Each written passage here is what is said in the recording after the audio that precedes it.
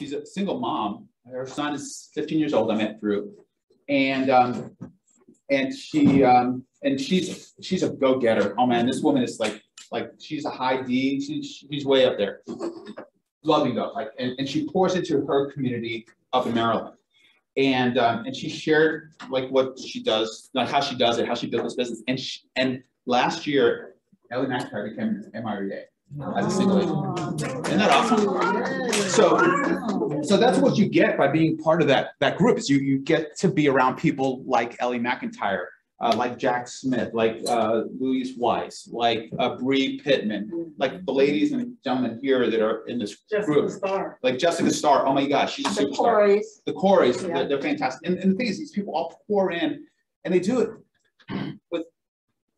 They have this freedom. They're liberated from feeling like I can't share this stuff because that's someone else is going to get my secrets. And what you find is the more you get, the more you receive. And like good begets good. That was a conversation I had with a couple of people, and that's kind of how this came about. We did our we have met twice now. That pivot group has met twice now in Florida, and then for some people they met a third time because we had a pivot in person event in Florida in August, and then we actually I guess we're going to have a third one, and then we had we have business planning clinic, and James hosted a business planning clinic, and with all this talented group of people coming, I had talked with some of the folks that lived locally, because I live in the Tampa Bay area. I grew up in New York, but I lived in St. Pete, Tampa, in the beach community over there for a long time. And reached out to a couple other people that are part of our little community, and we were gonna, I thought, wow, with all these powerhouse people, let's get people together because the business planning clinic was a one-day thing. And I thought, why not just do something on Saturday? And it turned out that just things came up and we weren't able to like work collaboratively. So since I had kind of already committed to like doing this workshop, I was like, oh my God, is it okay if I get a little like colorful language? Yes. Just a little bit. So I was like, oh crap. That's about as it gets. What am I going to do to like make this really worth everyone's while? Because I didn't want to let anyone down. This is a group of people that I've gotten so much inspiration from and so much advice from, and like I felt people were looking out for me, and I just kind of wanted to do something for them. So that week, I started to build some things on some spreadsheets that I have. And my background originally was in engineering. But I got out of engineering at some point and then was home with my kids and then got into real estate. But I had this background knowledge that allowed me to kind of do things. And the thing about the spreadsheets is I designed this for the folks that have seen it. You guys have seen it before, right? Okay. Okay. So sometimes spreadsheets can be intimidating, especially if like that's not your jam, if that's not your, if you feel like, I'm good at talking with people, I'm good at writing, but math is not my thing. And for some people that was like, hesitation. What I found is this, with this tool that I kind of created, did you guys find it easy to use? Okay, so, all right. So what happened is that week, I'm freaking out about what am I going to do for this, going, oh crap. I just stayed up late, and it turned out like the night before that, like that Friday we went to the business planning clinic. That Friday night I was still working, putting things together. I ended up going to the office at 4:30 in the morning. I decided I better get home and get to sleep. And then at like 9 o'clock or 8 o'clock in the morning, I was up to go meet everyone, and we started this. And what I found is I was doing this, I had all sorts of ahas about business and business plan and the business, how it all fits together. And I went, wow, this kind of like, this thing kind of fits with this thing. And it was so, it became obvious because literally I got a spreadsheet that kind of pulls everything together. And that's kind of what this magic is. And then what ended up happening is I got so much feedback from it that people went, oh my God, I hadn't seen it that way either. That James and others, well, others were saying, man, you got to like package this up, bundle it up, sell it, and blah, blah, blah. Mm-hmm. Get Gary Keller to buy it from me. I was like, okay, let's not get ahead of ourselves. I like that idea. That's a great idea, but let's not get ahead of ourselves. And we put together this, like a 4-part workshop. And it was the first time I'd ever done it. I didn't know how it went. Okay, good. I was worried about it. Okay. So we had this 4-part workshop. and we broke down this material, and I just realized that I got all sorts of props here, and I forgot that they're here in my backpack. So let me go ahead and grab these props while I talk. And the props are really just, I'm just going to pull out. I can like this because it's going to rain tomorrow, but that's not one of the props. But I'm just going to pull out basically all the things that I'm going to share with you in an Excel format that's this is kind of what it's all based on. So I'm going to kind of reference these things at different times. Maybe not all of them, but most of them. Yes, I did. And so I'm going to start with this one. So let me see if I remember. I should. Page 119 of the red book. Good, I got the right page. Okay. So you guys, well, let me ask. I don't know anything about you guys. Other than this is like the best market center in Atlanta. Is what I'm saying. That's right. That's all I know. That's all I know. Beyond that, I don't know anything else. So tell me a little bit about tell me a little bit about yourselves. Like as a group, are you all ALC, not ALC, a combination of ALC, non-ALC, or what's combination? Okay, great. In terms of like years of experience, are there folks that are like, this is the first time like they've gotten in business in the last like month or Christmas, or is this people that have you guys all been in business for a little bit of time? I didn't know. Yeah. Okay, so who's the newest person, I guess, in the group? Okay, back there. Why is it the people that are newest are always in the back? You know, yes. Okay, all right. So and roughly, just so that I have a reference point, is it like new, like just got your license last week, or is it like a month? Wow, congratulations, awesome, cool. Sherry? Yes. Welcome, Sherry. Join Pivot Shift's call in the morning, please. Oh, cool, perfect. Good. Great start. That is a perfect start. Okay. And then, I'm sorry, I saw you raise your hand. Oh, Derek. Derek? Yeah. Derek. And Derek, how long have you been approximately? Whoa, all right. Are you calling for a lead and also joining in the morning? Oh, join. Oh, join us. It's fun, it's entertaining. And here's the little secret about that group. It starts at officially 8 o'clock in the morning. Mm-hmm. But if you can come in earlier, 7:30 is 7:30. It starts out. It's fun. It's energizing, and then there's all sorts of. I'm literally getting goosebumps, and I know it sounds geeky, but you know, people share stuff about themselves during that quiet time beforehand before we start getting in business, and people get to know about one another during that time, and you know, it's real.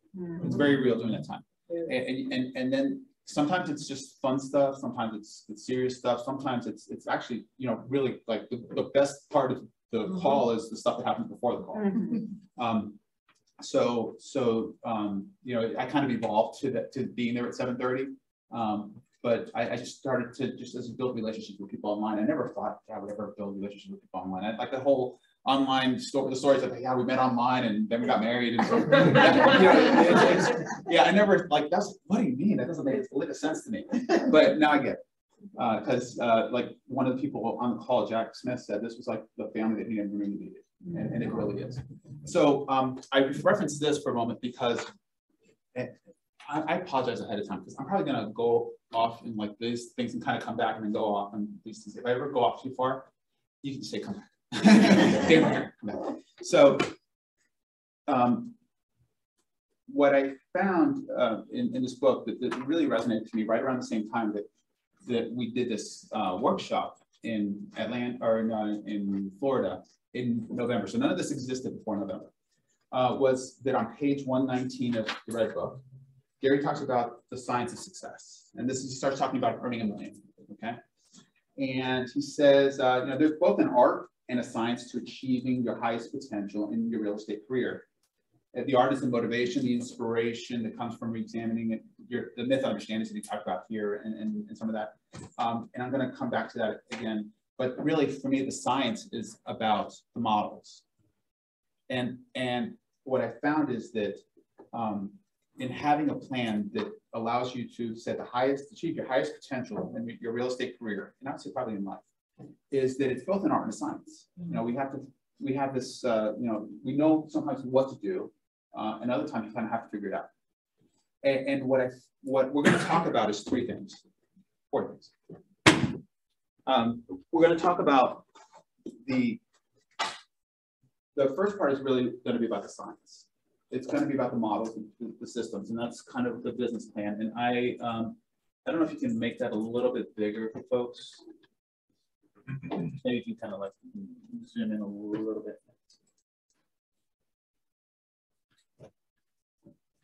You see that okay? Or do we need to turn on the light up here? You can see it. You can see it okay. In the back, can you see it? Yeah. Oh, hold it. Do you need to come up to see it up here? You sure? I just want see. This is important. I want to make sure you guys get this. So what we're going to talk about is we're going to talk about the science. Then we're going to talk about the art of the business plan. And to me, the art is the second part. We talk about having a business plan, but in our business, we haven't really talked about having a marketing plan or a communication plan. Like, so you know what your numbers are, what number of people you're going to meet. But we haven't really talked about how are we going to actually do that, like the strategy around how to do that. And we have models around that sometimes I don't think we've thought about it in this model, but we have some really good models that up. And then the other thing that we haven't really talked about is, in addition to a business plan and a marketing plan, is having an accountability plan. And we do have an accountability plan in the sense of like we have a 411, yet I found a way to kind of tie everything back to a little differently and present it a little differently. And for you, did you feel like that made sense? Okay, so trust them, right? It's going to make sense to you guys. Okay. What we'll find is we have. Are we zooming also? No, we're recording. Okay, perfect. Okay, that's great. Okay, so what I found is that you could start with the science. Well, before we start with the science, and before we really look at the art of it, what we really need to do is look at the why behind everything, because everything I found is really driven by your big why, and the big why helps us, like, gives us the energy, the flow, the power, the passion to like get things. And what I found, and I don't know if anyone struggles with this, is like people say, like, I don't know what my big why is. Like, do I really want to, like, stop with hunger, peace on earth, I want to stop global warming. What's my big why? People think big, other people think like big why is I just want to pay for my kids' college or something like that, or I want to buy my house. So the big why idea is what we're going to do. So when we talk about the business plan, we're going to focus on these three things here. Could you scroll up to the top of that for a second? So this section is really subtitled "Find Your Why, Build Your Business," and then we'll scroll back down. We're going to be talking about monetizing your why, and monetizing your why means basically putting a dollar value behind what it's going to cost you to live your life, your perfect life. Before you're there, let me stick on the first tab. Then the second thing is we're going to talk about the fundamental business models, which are going to look very familiar to you. Yet, I think you're going to see them in a way that maybe you haven't seen them before. Then the third thing we're going to talk about is the growth plan and the accountability model. And I'm going to kind of come back to that. I'm going to skip that part, and then we're going to see that toward the end. Okay? You guys with me so far? Am I doing a good job so far? Yeah. Oh, come on. Am I I mean, really? Yeah. If you don't say anything, I'm going to think I'm doing like an awful job, okay? All right.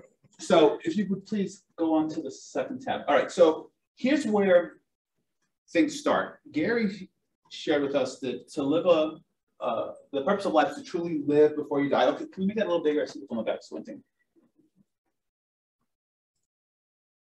Is there a way to turn these lights off here? Yeah, right behind the screen. Behind the screen. Right. Behind it. That's it. Okay. Is that blurry to you guys? Yeah. Yeah. A little blurry. I don't know, is there a way of like bringing in the focus? Maybe full screen It's all right. at the top. Like, don't mess it up, right? Yeah. Go with I'm so grateful to have tech support here. This is fantastic. When I did it by myself, this is so hard. Use the remote. The remote. Oh.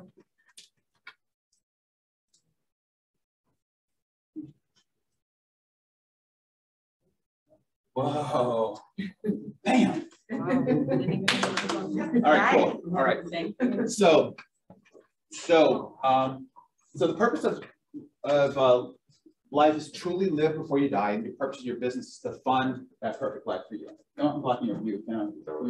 This thing is okay. Let's fix that. Okay. Perfect. Okay, good. And if you scroll up just a little bit more to the top, and so by monetizing the big why, what we're trying to find out is how much you need to earn in order to fund your perfect life. And what we're going to see is that this sheet drives everything. This is the single most important. Yeah, this is the single most important thing that you do.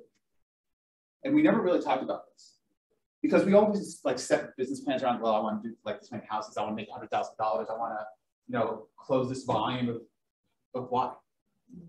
Who cares? You know, really, why? When you know why, and it can tie that to that, it makes all the difference in the world.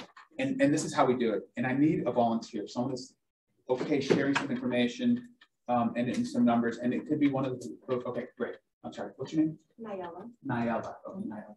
So Nayela, I'm going to ask you for some numbers. Some of these things might be personal, so if you feel like I don't want to share that information, that's okay. Make up a number. Okay. All right. But it has to be a realistic number, okay? Okay. All right. So here's what we're going to do. We're going to figure out, this is where building a why for me has, I've broken down this into a model in itself. Okay. And there's going to be 4 questions I'm going to ask, okay? Or questions around 4 areas I'm going to ask you. I'm going to ask you questions around what's it going to cost for you to live your life today? I'm going to ask you questions around what do you want to do for yourself in 2021 or 2022. I'm going to ask you what you want to do for others in 2022, and that's going to be really powerful. And then the other question that is easy to forget about, but it's critically important, is what do you want to do for yourself this year that's going to set you up for your future? Okay, so let me start by doing this. On a monthly basis, Yes.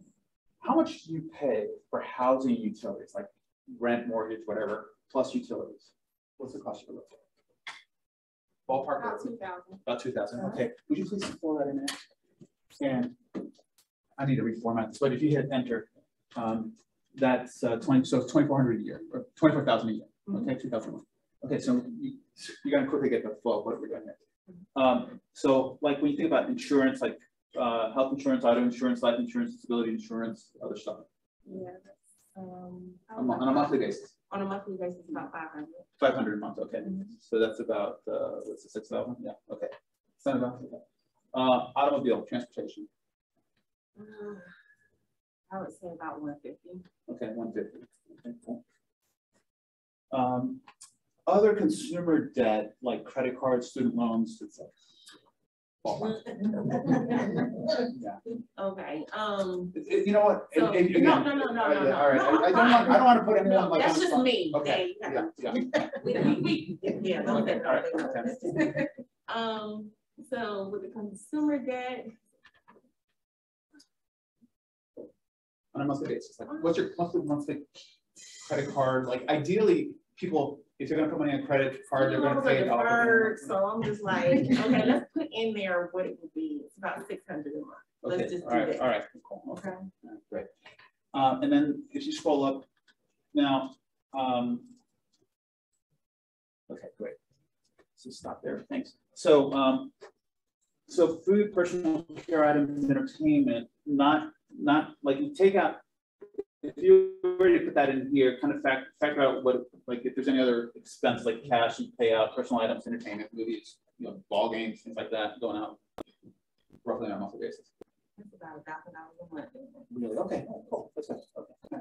Don't judge me, y'all. All right, no judgment. Don't judge. Now, just I just want you to know this is just a formatting error on my part, that when I say that I changed the formatting there. So that's all dollar signs already, just have to see on the right.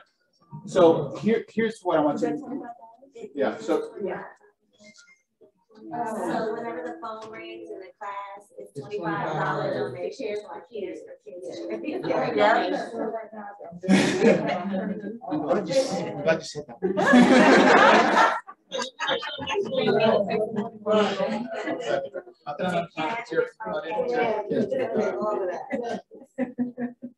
All right. I gotta play by the house rules, like I say, when you're one in Rome, you do the Romans, right? All right. All right, so let's go ahead.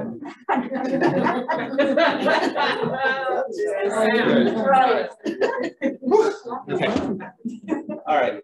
So do you guys see what we got here? This is like, if you don't make this amount of money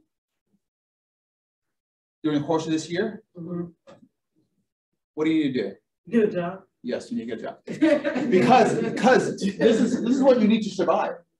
To meet your basic needs, you need this. This is what it costs for you to live today. You need to make this amount this year to live. And to have peace of mind, I'm going to do this kind of rough around. So that's about 3,000. That's about 4,000. I think it's 4,250. Okay. So, and a lot of this stuff comes from a book I don't have there, which is like Dave Ramsey's, the envelopes and his idea of, having money, you take care of your expenses. And then you have an emergency fund and a savings fund. And from according to Dave, what does he say? Like 3 to 6 months of money you want to have in your personal account. Okay, perfect. Okay, so what that means is that this is about 40. Someone do some quick math for me. Like 4,200, 4,250 times 3 is roughly what, 13,500 or 13,000, something like that, right? So again, I don't want to put you on the spot if you're uncomfortable, but if you 13,000. So to have peace of mind money. This lets you not have to worry about having commission breath. Now, if stuff happens, you have at least 3 months worth of money, preferably a little bit more. Do you have at least $13,000 set aside for that purpose, or do you need to build that up? Do we need to add some money into that account? So I probably need to add a couple thousand more. We have a plan, so okay. I have about 10. Okay, 10. All right. So let's do this. I'm going to just put to buffer it up a little bit. Could you put in that cell? Let's say $4,000, just to buffer it up. Oh, thank you. Oh, okay. Yeah. Okay. So that's something I need to add to. Yeah, because right now you only have 10. Like to get to that, to live your life worth living, where you're not sweating every month because all of a sudden like every dollar in, go dollar out, dollar in, dollar out. But you have a buffer, and now you can I can relax. I can breathe. I have time to think. I have time to. I'm not sweating every moment of my day. You want to have that peace of mind money, and if you don't have like 3 to 6 times the total of this sum, then you need to add to that. Like if you don't have any of that, then you need to basically have you need to earn $13,000 to have that peace of mind money in the bank. You guys with me so far? Yeah. Right. So that's what it costs for you to live today. And if you don't have that money and you're not making it, ultimately you're gonna be like, this isn't working for me. I can't cut it. I'm not living my expenses. I'm falling behind on my payments. I gotta get a job. I gotta do something else. Okay. So that's the first thing. So can you scroll up just enough to get this second section up, the next section up? Okay. So things that you intend to do for yourself in 2022. So here we're looking at things. Are you married, or you have a spouse or significant other? Okay, married. perfect. Okay, all right. So in that case, what I would do is do this exercise with your spouse or significant other. That way, you guys are all on the same page. You're working toward a common goal, and I'll explain something else. Something toward the bottom will make more sense when we get started. Okay, so. When you look at this part here, what are things that you and your spouse intend to do for yourselves? Let's say. So I'm grouping you two instead of just it's we intend to do for ourselves, and then this is what we intend to do for others, not like your parents or kids or whatever. So what are things that you intend to do for yourselves? And could you just type in what like a word here and then the dollar amount here? Okay. So the first thing are like staycation. Okay, so staycation. Okay. So I'm sorry. Here's staycation. Individual staycations. Okay, staycation. Okay, good. All right. Okay. So and here's again. This is like where this is kind of like a dream board, but like again, you're living a life worth living. Your life worth living includes having a staycation. Individual staycations. Okay. All right. So how many staycations are you talking about? Oh, y'all don't put 2 in the atmosphere. Okay, we'll do 2. All right, 2. At least 1. All right. So and how much money is it going to cost for you to do each one? So we're looking at a budget of For each one, about $500. $500. Okay, so $1,000. So the annual expenditure there would be about $1,000. Is that right? Because you're doing 2 times. 2,000. We actually go individually 2. Okay. Total of 4. Okay, so it's 500 for each person, and then you're doing it twice, so it's 4,000. Yes. Okay, I'm sorry. So I'm sorry, 2,000. My mistake. Okay, 2,000. Okay. So thank you. Yeah. Okay. 2 times 2 times 2 times 500. Okay. Okay. Is there anything else you intend to do for yourself? Yes. Okay. And we have a couple's trip. Okay. Couples trip. Okay. So that one is about 5,000. Okay. Okay. And you don't have to fill that out, but you can. What are something else that you can do? That's it. That's it. For Okay, so that one's 5,000. Yes. Okay. All right, perfect. Okay. Anything else? That's it for that Okay. section. Okay, good. Okay. Just want you to know you can come back to that. Okay. Okay. What are things that you intend to do for your loved ones, or others in 2022? This is an example of kids, parents, family, charities, this part is important. It's critically important because this is where the emotion comes in. And I'm going to share a quick story before you answer the question. And this bothers me. Every time I share this, I get choked up because this one hurts for me. I attended Bold 2 years ago, 3 years ago, and I did it with Pat Mancuso. And Pat had challenged me. He said, Dan, what's something that you really want to do for others? He asked me that question. And I said something about like getting a pool for my kids. Like we had a home, don't have a pool, and just doing that. So I told it, and Pat encouraged me to go out there and put it out there that I was going to get a pool for my kids. I don't have a pool yet. I made a commitment, and it kills me that I made a commitment to someone. It like gnaws at me, and I struggle with that. Yet at the same time, I'm here and I'm still working with that goal in mind. So it's just because we talked about, like Charles said something about I think maybe it was in a phone call we had earlier about if you fall off your plan, it's not the end until you stop. Yeah, it's never truly a failure until you just stop, until it's the last time you try. And that one hurts me, but it motivates me. It motivates me more than anything. And things like commitments that I made to my kids for college money motivates me. Like on the days that I'm like, man, it's cold outside. I left Florida, it was 72 yesterday, and I come here. and it was beautiful. But on days that I don't want to get up or do something, I'm tired. But then I stop and I think, but I made this commitment. That gets me out of bed. That gets me on the not only on the 7:30 call that we were talking about earlier, but there's another group that that came out of that group that does Clubhouse in the mornings at 6:30 in the morning. Early birds. Yeah. Great stuff there. Great stuff. I'm on there every day. I would have been on there today except I wasn't playing. But so that's the sort of thing. That's the power of this section. This section will propel you to do things that you wouldn't think that were possible and that you might not otherwise do. This is almost like built-in accountability. And this will drive you. So when you think about things that you intend to do for your loved ones and others in 2022, what is the first thing that comes in? A trip to Jamaica with my kids and my mother. There you go. And I'd like to at least do business class for each of them, if not first. Okay. Okay, family trip. And have you figured out how much it's going to cost you to be able to do business class trip to Jamaica? For that trip, no, I have not. Okay. So with 4 people. Okay, yeah. So one of the things you need to do is find that out. Right. But let's anyone have a ballpark idea? Like just based on the trip that they took with the family. That's what I was thinking. 10,000. Okay, all right, so 10,000. Okay. Right. Oh. All right, cool. All right. So yeah. So this is going to be where the power comes in. Yeah. It's going to. I'm sorry. But it's where the power comes in. How about what else? What else is something you tend to do for? That's it. That's it. Okay, all right, that's cool. That's cool. All right, good.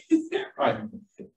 This part is easy to overlook, so important, and you'll understand why a little bit later. What are things you intend to do this year to get for your future, or like to do now that'll set you up for success in the future, or set up the future? Let me give you examples. Let me give you examples like a retirement account, like an investment property, like setting aside money for your expanding your business, like, well, stuff like that. Okay. So I have at least two in mind. The first thing that comes to mind is I don't know if it's actual certification. I'm in the process of working on it. Becoming a certified instructor. Okay. So that's the first thing that I think of in terms of setting up my future self. Okay. The second is building my portfolio, getting another investment property. Okay. Real estate, Okay. CE courses. Okay.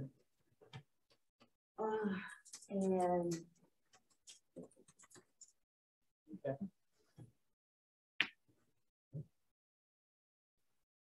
Can I make a suggestion?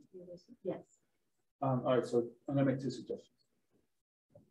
So investment property, that's like for retirement purposes, or is that, because one of the things, unless people plan to work till they're 90, at some point you want to slow things down and you want to have some like money make money for you, right? You want to leverage it. That's what most wealthy people do. They put money into, here, let me show you something. Oh. To answer your question, yes, I want to have 500 passive income per year at some point, hopefully within the next 5 years. So that is part of the plan. And then when you have what I'm looking for.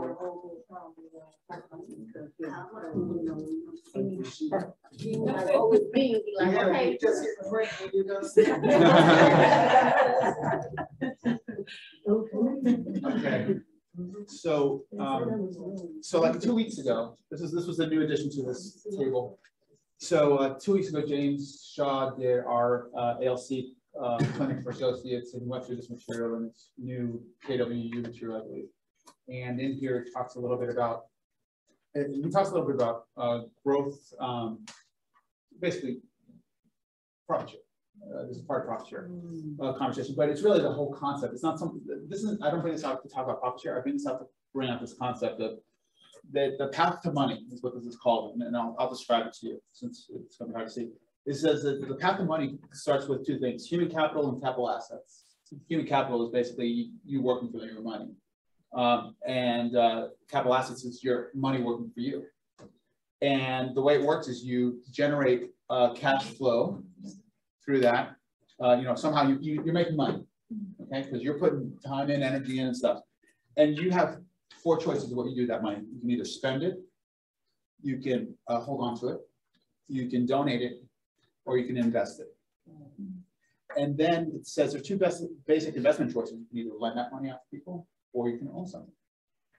And when you do lend it, whether you lend it or own it, you have another two choices. You can either own something passively or own it actively.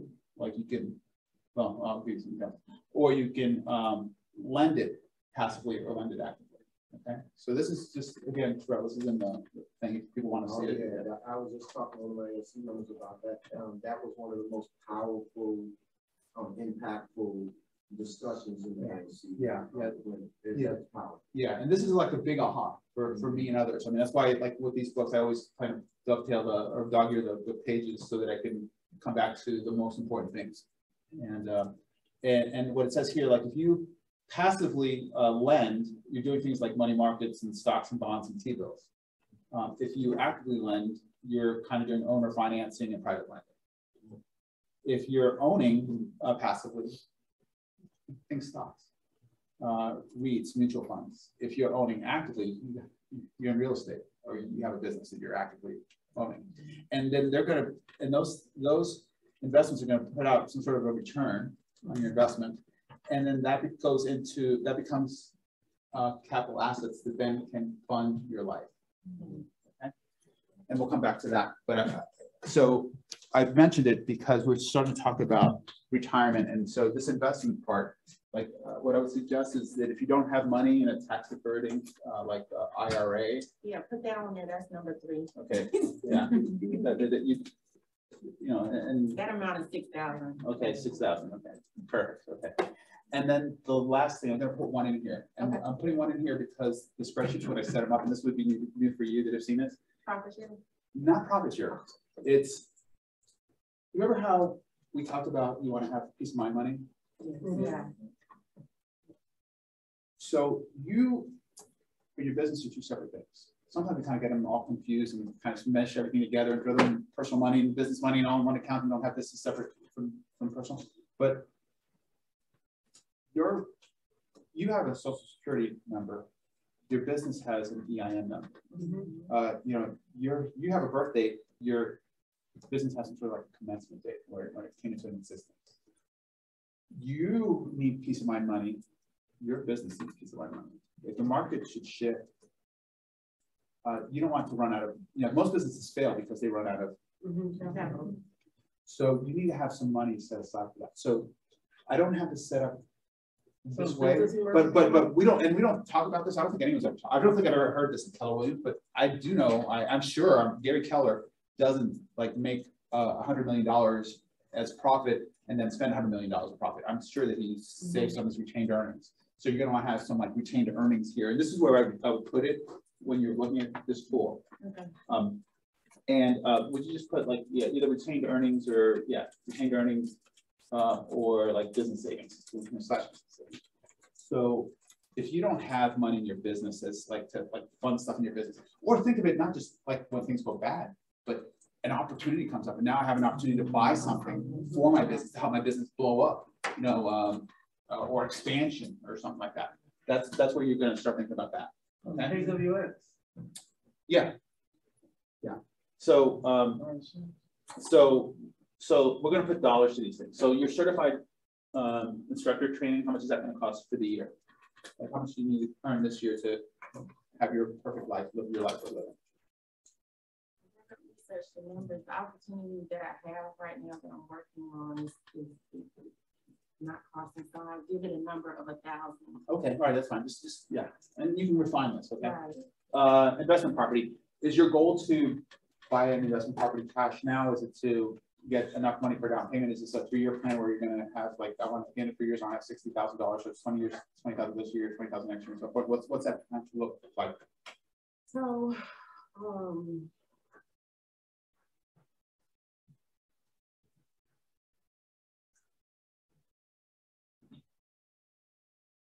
that's a great question.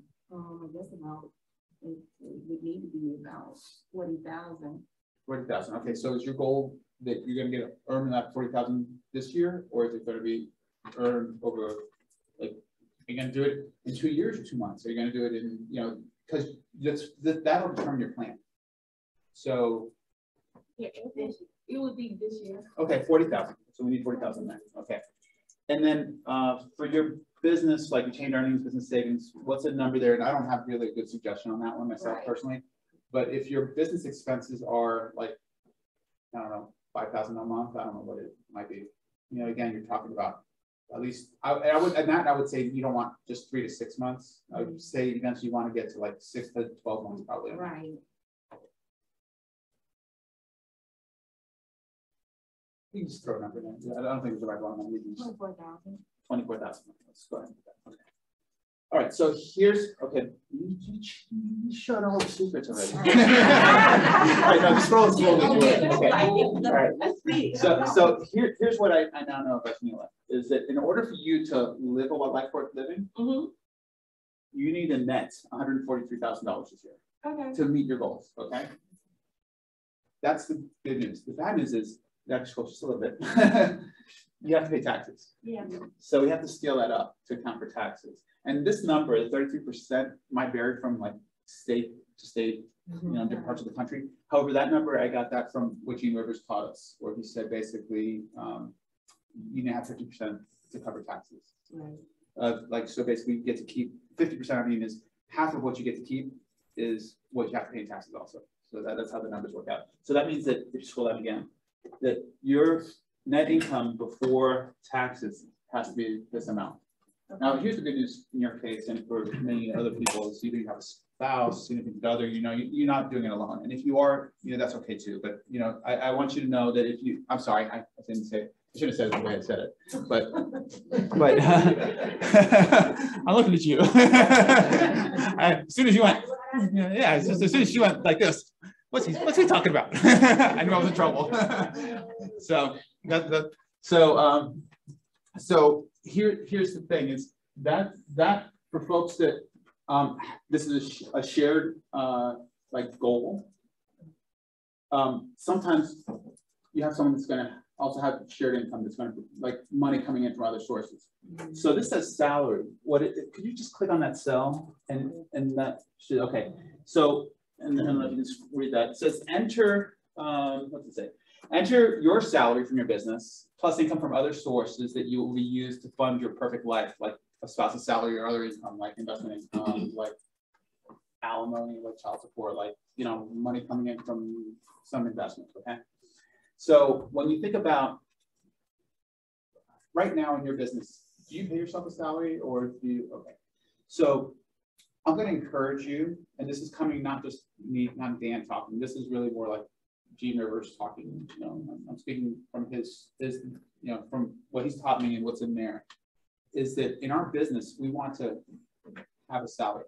The business, when we get to the budgeting page, is going to show compensation as part of your your expenses, and whether you're paying for, like if you don't have an assistant, you're the assistant, so you might as well at least pay yourself the assistant salary, so that once you know that you have that amount, that you can then hire your assistant because you've already budgeted for it. Okay.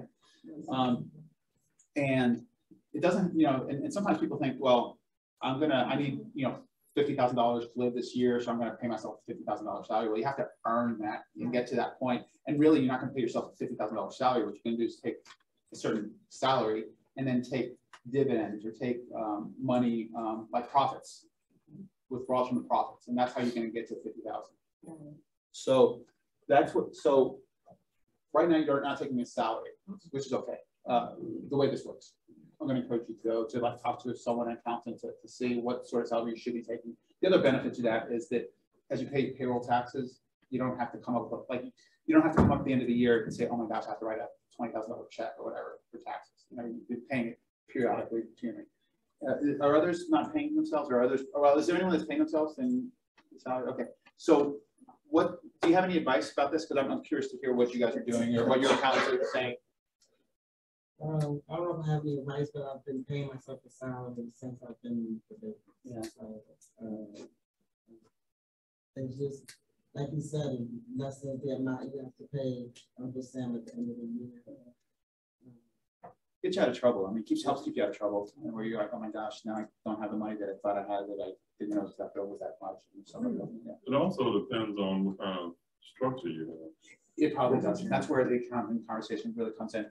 And we won't get into that because it's not that front. But the other benefit to the salary is, you only get payroll, like if you believe Social Security is a benefit that you'll have later on, you only get it if you pay into it when you're working. Otherwise, you don't get credits for that. So that's another benefit. But anyway, that's an aside. In your family, though, is there a salary? Like, okay, so how much money are you bringing in as salary? 125. Okay. All right. All right. So that tells me that you need to profit about $88,000 for your business. Okay. In order to live your life worth living, because you have other income coming in. So this number plus this number gets you to this number. Does that make sense to everyone so far? Yeah. Okay. So you can come up with your own big why, define what it is, come to this total. What you do is to get to this number, you multiply this number by 1.5 to get to this number. Okay. And then your salary, and then you get your net profits. This drives everything else we're going to talk about next. Okay. That's why this is so important, because once you have a big why, once you understand it, once you have some passion around what you're doing and why you're doing it, because, you know, people, again, sometimes get stuck on like my big why. You know, if you don't have enough money to pay for your housing, does that become a big why really quickly? Yes. Yeah, and you know, same thing is true with these other things that might seem like little whys, but they are huge whys if you don't have the means for it. So if you could click over to the next tab. So now, First, yeah. Keep forgetting. Thank you. Okay, so the next tab. When you get ready. Is this going well all right so far? Yeah, you have questions? Well, no, I don't have a question, I just have a comment. Yeah. When I did this activity, you know, go my clarity is power, Mhm. it really does help you kind of solidify that why, because, you know, I want to do this, and I want to do that, and I want to do that, but like, to your point, Nyla, when you put a number to it, Mhm. then you're like, oh, okay, so that's what it's going to cost, and it becomes more real than just a thought. You know? I think that activity is really powerful. I'm glad you said that because it does make things real. It takes you, you know, this conversation I shared with Trell, you know, that I call this like presentation titled Dreams, Goals, and Living Life Worth Living. Mm-hmm. And the difference is that, you know, you go to someone and say, hey, you know, what do you want to do? I want to make $1 million. How are you going to do it? I don't know. They have no clue. They don't have a plan. You know, go to another person and say, hey, what do you want to do with this $1 million? Okay, so what are you going to do? Well, I'm going to, you know, I'm going to go to Keller Williams and get my license. I'm going to, you know, just go out and start working.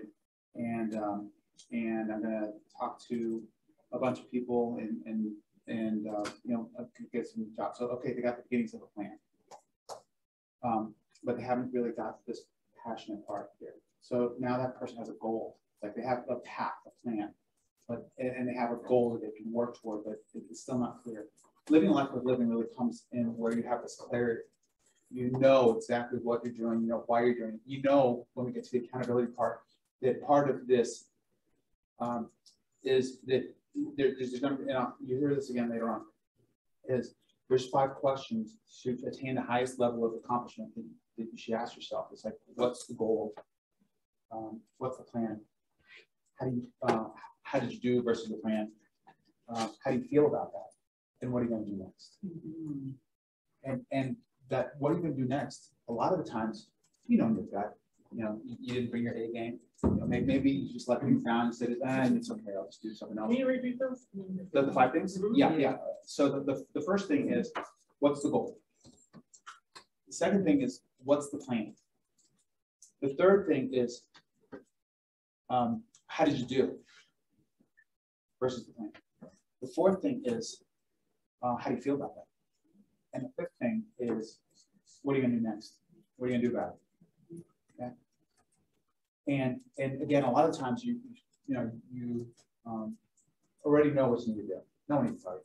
I know. I don't need someone scolding me or telling me anything. I know I screwed up. I just need to do this right. Sometimes you just don't know. You're like, I've been doing this and this and this and this, and nothing seems to be working. And you need someone like a coach or a mentor or a friend to just say, hey, have you considered this? Or, hey, I know you're doing this. Can I be honest with you? And like, you know, just level with you. Sometimes, you know, this is one of the things that I get from our pivot shift group. It's such a mastermind where I get all sorts of ideas. It's like this rolling thing of ideas here. And I go, wow. And not only the ideas, I'm getting goosebumps again. I get inspiration. I hear stories like, oh my God, they did that. And I'm like, that is so freaking cool. I ought to do that same thing too. And so sometimes that's what it takes. And so we're going to come back to that part because there's a 6th thing that I'll save for later that I think should have been added to the 5 things that James, I think it was James, talking about those 5 things. And the 6th thing I'll get to later. So let's go on to the next slide.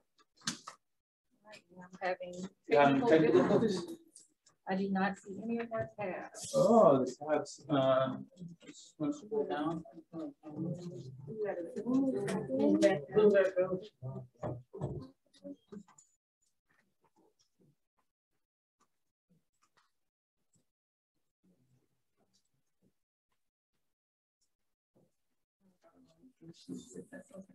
Yeah, if that works with you.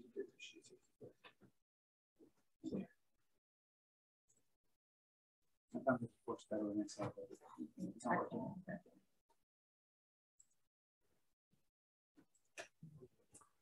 All right, so this, all right, great. Okay, so here's something. Do you guys notice what this just did? Can you go back to the previous Monetizer Y tab for a second? And scroll all the way down to the bottom. So here's, I know that this number right here is, oh, this is a little different. It's somebody else's. That's someone else's. Okay. Yeah, but it rolled over. Okay. All right, so this is someone else's copy. Why did I do that? All right, all right.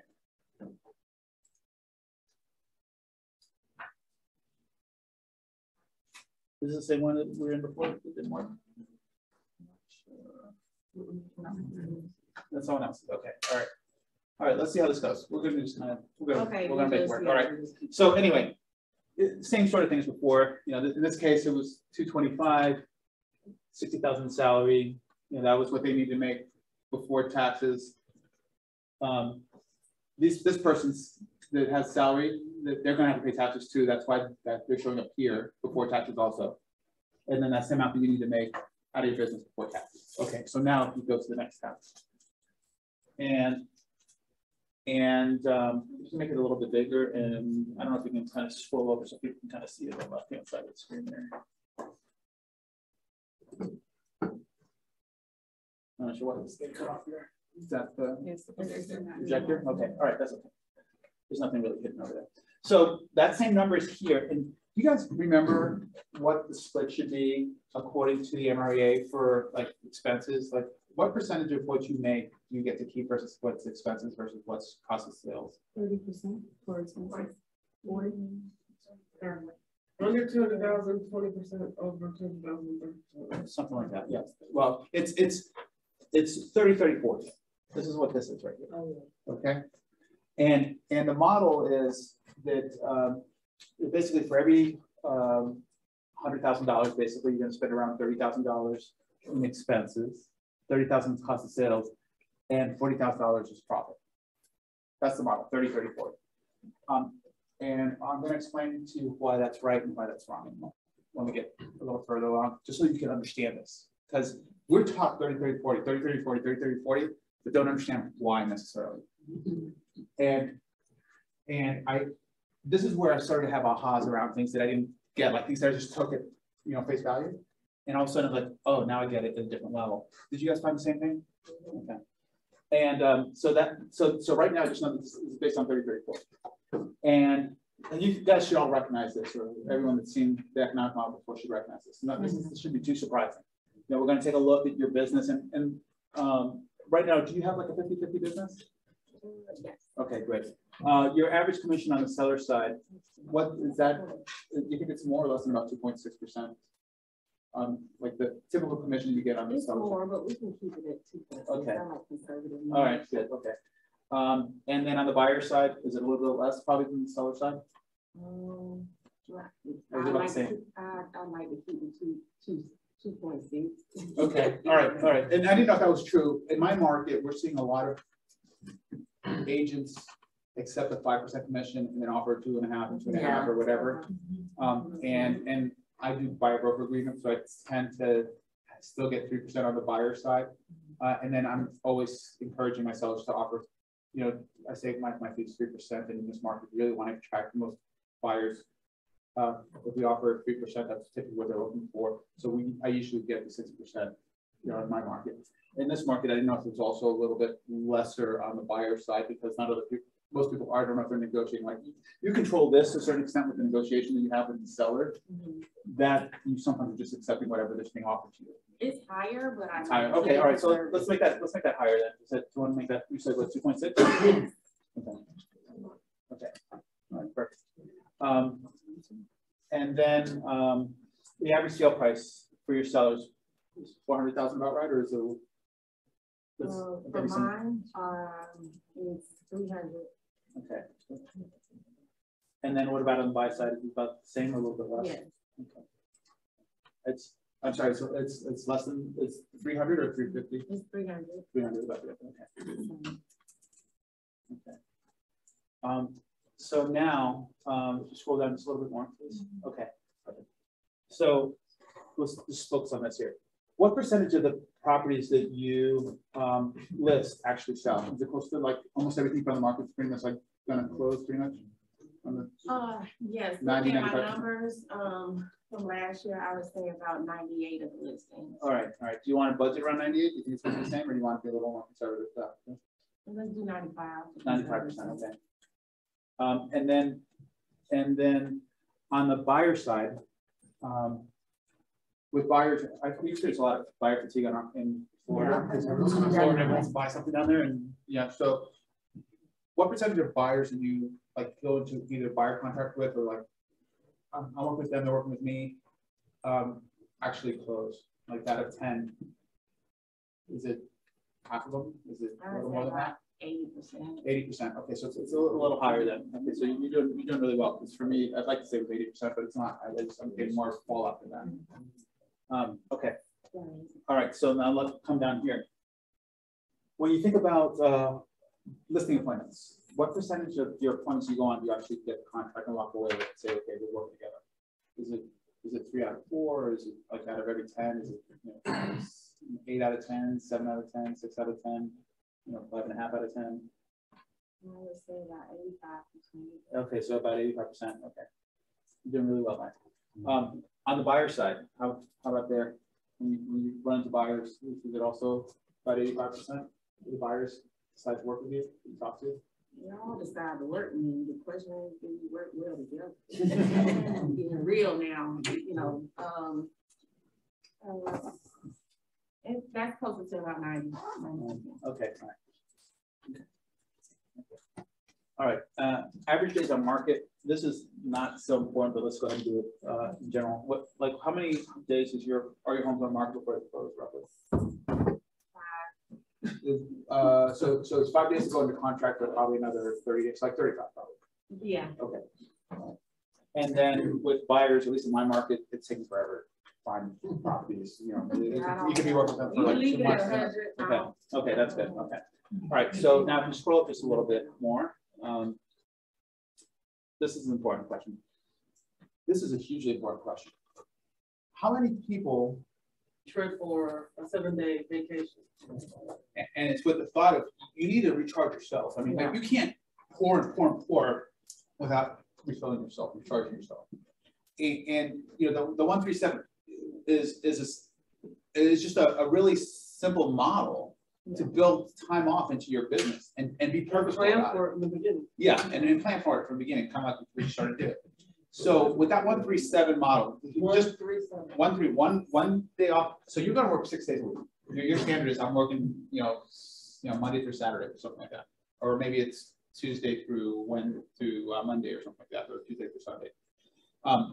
And you'll take at least 1 day off, and you're like, I'm all out of real estate today. This is my me day. This is my recharge my batteries, take care of life today, whatever. And then you're going to take 1 3-day weekend a month, and we all have birthday coming up and whatever. Have different 3-day weekends that you have throughout the year, and then you're going to take 1 week every quarter, to just say I'm on vacation this week. I'm going to recharge my battery, and that goes with the 12-week year. That goes perfectly with the 12-week year. Someone was really clever when they realized that, and when you look at that model, this is what it says.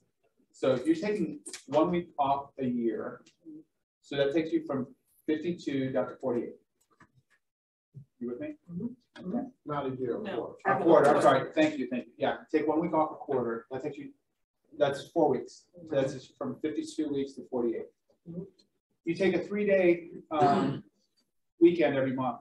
So that's and so that and one of those days we're going to take off anyway because you're only working 6 days, right? Right. Okay. So now that's 2. 2 times 12 is 24 days.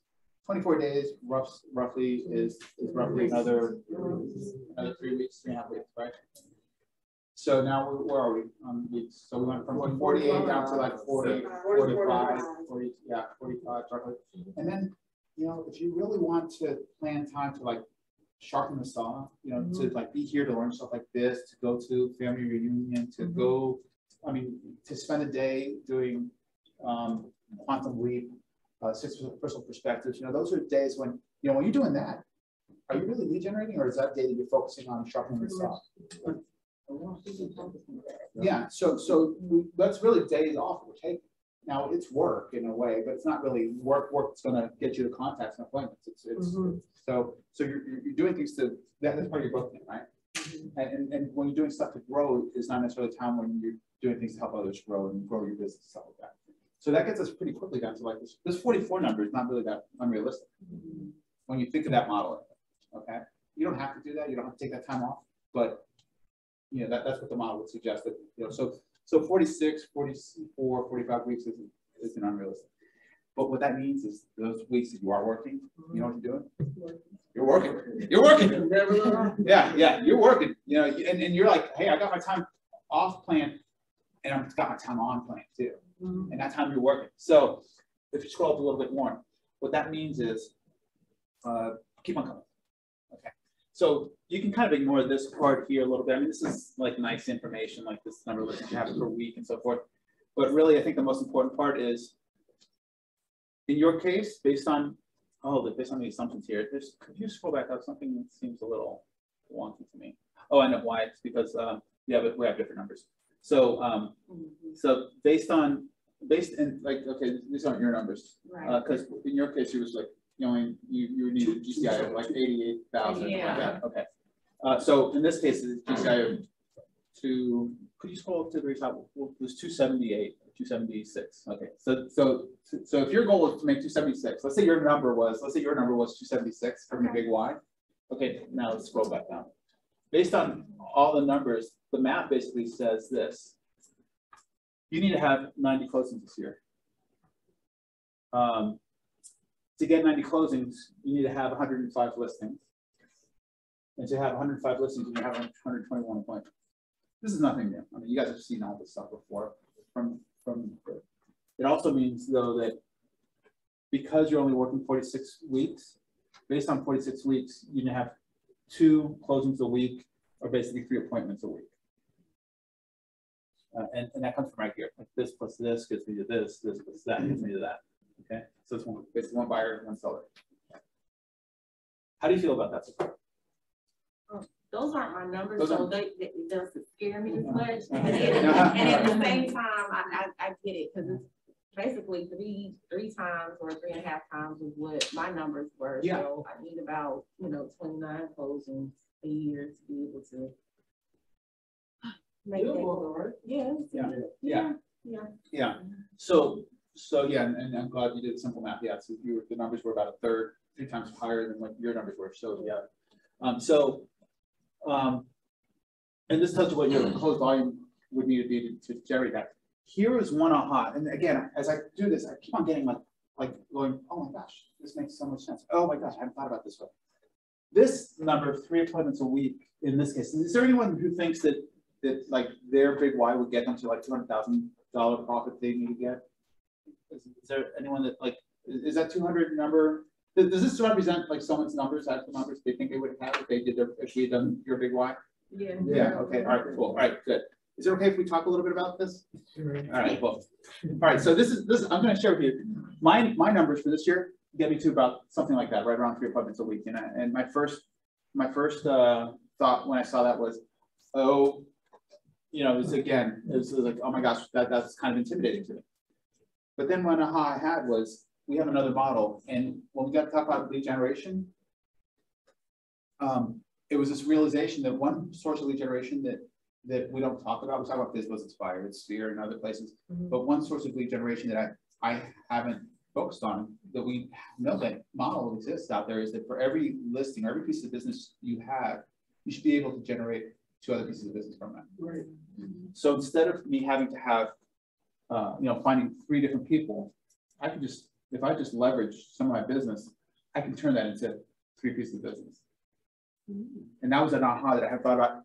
And I ended up building a marketing plan around that, which we'll get to, which to me was a huge aha. I hadn't thought about that, but all of a sudden it made sense. So when we scroll up to the next tab, I'm sorry, back up, please. So if you scroll down to the bottom again, let me take a look at this. All right, so based on this number here, 90 listings, Here's another model that we know. And this comes from Gene Rivers. One agent can handle about 36 transactions. Some people are just killing it and they're doing a lot more than that. And other people, you know, aren't quite there yet. But one person can handle 36. You get an assistant that adds another 24, gets you up to 60 transactions. Add another person that gets you another 24, like a transaction coordinator, and gets you up to 84 transactions. And then you add like a showing assistant or a buyer's agent, and you get shown between 100 and 120. Now we're talking about level 1, 2, 3, and 14 cases. Above, you know, above 120, you're talking like between roughly 120 and like, I don't know, 200 something. You're probably talking about a level 5 team. And this is where, you know, you can't do it all. At some point, you're like, I can only do so much, and then I need leverage. So now the next tab starts giving us an idea of, okay, so in this case, with this much business, I'm probably going to be talking about thinking about needing a level 14.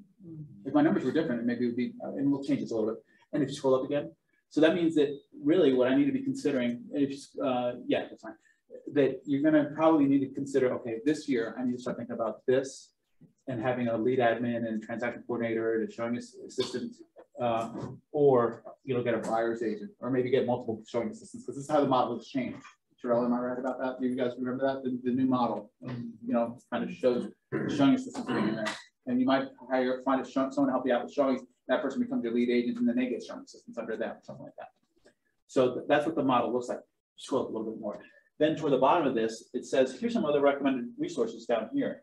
You're probably going to have, maybe you have, instead of bringing a transaction coordinator to your team, you have an outside vendor that does transaction coordination for you. Maybe you have virtual assistant, maybe like Cyberback or something else there.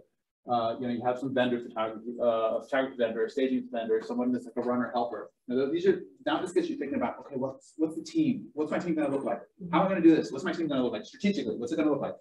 Then if you scroll over, so now you have this part. Then you got to start thinking about, how am I going to pay this? What can I afford to pay people? And this next tab is the budget model. Is one of the, again, they're all important.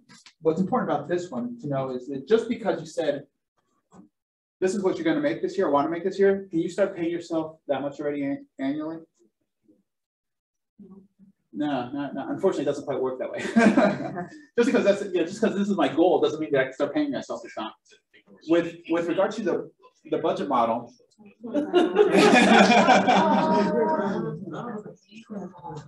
Got another one. So with regard to the budget model, there are three critical things to keep in mind. The first thing is we lead with revenue. You don't get to spend money until you've made the money. You can't hire someone until you have the money to hire them. You can't pay yourself more until you earn the money to have that reserve to now you can say, well, look, I'm making the money over here and start paying myself more. That's true with rent. I want a bigger office. Well, you don't get to get a bigger office just because this model says you can spend that much a month until you have the money for it. So you lead with revenue. The second critical thing here is you play red light, green light. If you're going to spend money, that money better be making money, right? We're all business people. We're all basically investors in our own business. We're owners, and we don't spend money just for the sake of spending it. Everything has to have a return. We account for that. So that's the second thing. And then the third thing is we track our budget, so we're aware of it. So it's not just a guess. Yeah, I think it's working. We just do it, and ideally everyone has like a P&L, and you're checking it on a regular basis. Okay. So one of the things I created here, and by the way, all of this stuff that I have here, I have hard copies of a lot of this stuff here for you, because I wanted you to have something tangible to take. I mean, this is just like with our business planning clinic when we did in person. I printed up booklets for everyone with a lot of this material, and I have hard copies for you. When we did the class, I didn't come up here to sell the class. I just came up here to share this information. But if this makes sense, I'm hoping there'll be an opportunity for me to come back and do the class or share the material or just provide the spreadsheets. When we did it last month or in December, there was about 200 people that participated on Zoom. I literally had the spreadsheets, went through them and shared the spreadsheets with them. everyone paid, I think it was 150 or something like that, $149. Almost 40. Something like that. Yeah. And I think it was worth it. Oh, Yeah. All right, good. I'm glad that we got bite-sized pieces instead of just. Yeah, and when I did this the very first time, it was in a room like, well, it was a bigger room than this with about 50 people, and we spent almost 5 hours going through it beginning to end. Yeah. Since then, it's evolved. And what I did instead is I chunked it down and just did one section at a time. We're going to go through a couple of these sections together.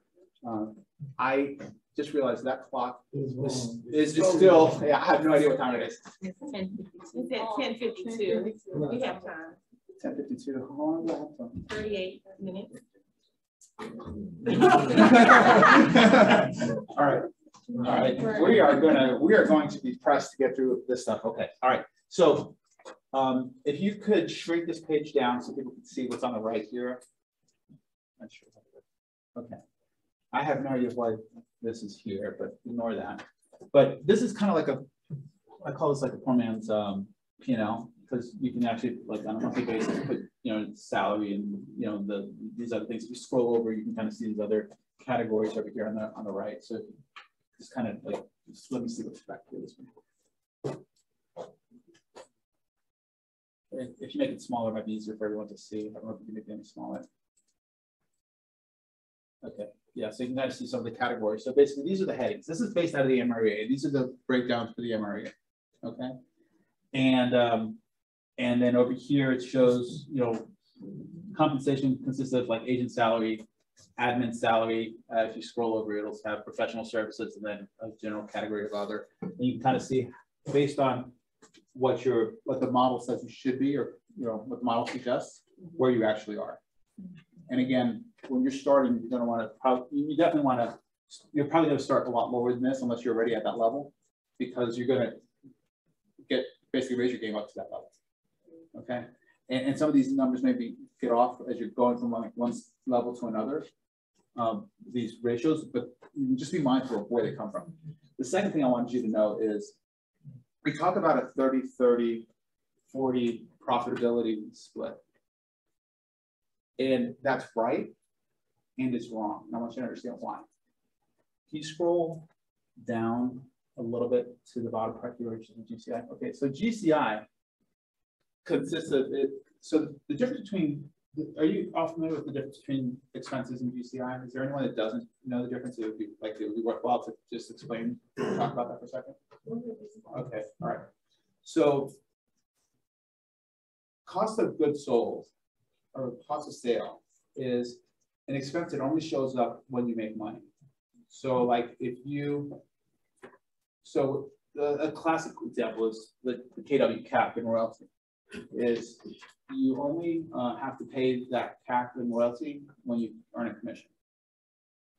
Referrals, you only have to pay out a referral fee when you transact with closing. Okay. In some cases, the transaction coordinator should be up here. In other cases, it's down here. If in my market, a transaction coordination is often paid by the sellers or by the buyers. In some cases, some agents will pay for it themselves out of their expenses, you know, and they're just like, you know, instead of them doing it themselves, they pay someone to do it for them, and that shows up as an expense up here. That's probably under compensation. And then other people have transaction coordinators where the transaction coordinator only charges them when the transaction closes. If the transaction falls out, there's no fee to anyone. And basically, the transaction coordinator is assuming that cost, that, you know, if things fall out. And that would be an example of where it would be a true cost of sale, because that only shows up when you have a transaction. The other thing about this model, though, is that this is based on the MREA model. And an MREA will have buyer specialists and listing specialists. And they recommend, basically the splits they recommend is, you know, basically buyers specialists are going to get about 25% of the income, and listing specialists will get 5% plus a salary. So kind of back up here, scroll back up here. There was agent benefits, agent salaries. Your salary would be there, but then if you had a listing agent and you're paying them like a flat fee salary, you know, $50,000 a year or whatever, plus a split on, you know, everything that they sold, That would be how that would show up there. And this is what's right and wrong about this. And right and wrong about these numbers. Keep on scrolling over to the right. And you're going to see another table. There you go. Okay, and then can you shrink that down so that I can see there's a couple extra columns that aren't showing up there. I appreciate that you're here. Thank you. This is so much easier when there's someone else managing this. Not for me. For me, it's easier. Not so for you. Okay. Okay. What I'd like to do is just see there's the tables on the far right over here, and I just want to get all. There should be like 7 columns there, 7 or 8 columns. Is this helpful so far? Like, are you guys learning something? Or Yeah. Okay. Great. Okay. All right. Maybe it's 75. Yeah, that's good. Okay. All right, perfect. Yes, you are a magician. Thank you. All right, so those columns, this information here literally comes out of the business planning clinic, page 5.7, and this is best practices. And this is based on GCI levels, and this is basically the total operating expenses and total GCI. And what's interesting to me about that is this. Does anyone have a calculator? Because I'm going to need some help with math. All right. So these are some benchmarks. So someone that's making $150,000 GCI, they're probably a level 1 team. You know, they're probably, you know, that would represent roughly a first level team. And you see how these numbers break down over here. They were actually a little different from the numbers that were here, because the numbers that were here before were actually these right here. This is the model, 30%. And you see how expenses, you know, tend to be a little bit higher as a percentage of income, and then they tend to come down, and then the goal is to eventually get to that point. Where this part is, to me, really misleading is a level 1, level 2, level 3, and level 4 team. Is someone familiar with the organizational model? How many? There you go. Right. Yeah. On a level 1, 2, 3, and 4 team, how many buyer specialists and listing specialists on a level 1, 2, or 3? Level 1, 2, or 3 team, yeah, it's basically it's just the owner, right? It's just you, right? And what's your expense as the owner? For anyone that has a level 1, 2, or 3 team, do you pay a split with anyone or for anyone on any money that you bring in? No. No, your only cost of sale is really the commission, right? To the split with the office, right? Mm-hmm. So the split in this market center, what's the split approximately? 70-30. And what's the total dollar cap? Yeah. 15,000. 15,000. Okay, perfect. 3, so 18 total. 18,000. Perfect. Okay. Can someone multiply 150,000 times 13%?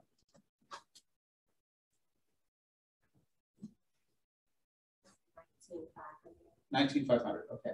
19,500. Okay. And I think in some market centers, 19,500 is really what the cap is. Okay. So is there any reason why your money should, you know, your GCI should change here, and why your cap shouldn't remain the same? Because I mean, ultimately, other than maybe like referral fees, you really shouldn't see your cost of sales go up. This cost of sales really should be probably closer to like, I don't know. No, probably it should actually go down as a percentage of this number here. Right? Yeah. Yeah. And then it's right here around level 4, level 5, level 6, where it'll go up, because that's where now you're buying your time back, because you're getting people in. Yeah, you're leveraging. Exactly. So this 30-30-40 model is right, but it's not completely right. You know, it's just, and I just wanted you to understand that, because as you're planning this, I don't necessarily want you to plan around the 30-30-40 unless your goal is to definitely get up to that bigger team. Yeah. In which case you start budgeting around that model, and then you just start banking that money that you cost of sales. You just kind of that becomes like your savings for your bank account, for your business bank account, because now you're saving that money for that purpose down the road. Okay. So I want you to understand that. Does this make sense so far? Yes. All right. Next tab, please. this is actually, can you scroll over again? Yeah. Okay. All right, so this tab, by the way, I changed this one and I made it better. But this one does, this is where you just have to start thinking like a CEO. You have to start thinking strategically, critically, analytically, thoughtfully about your business and where you're going to get business from.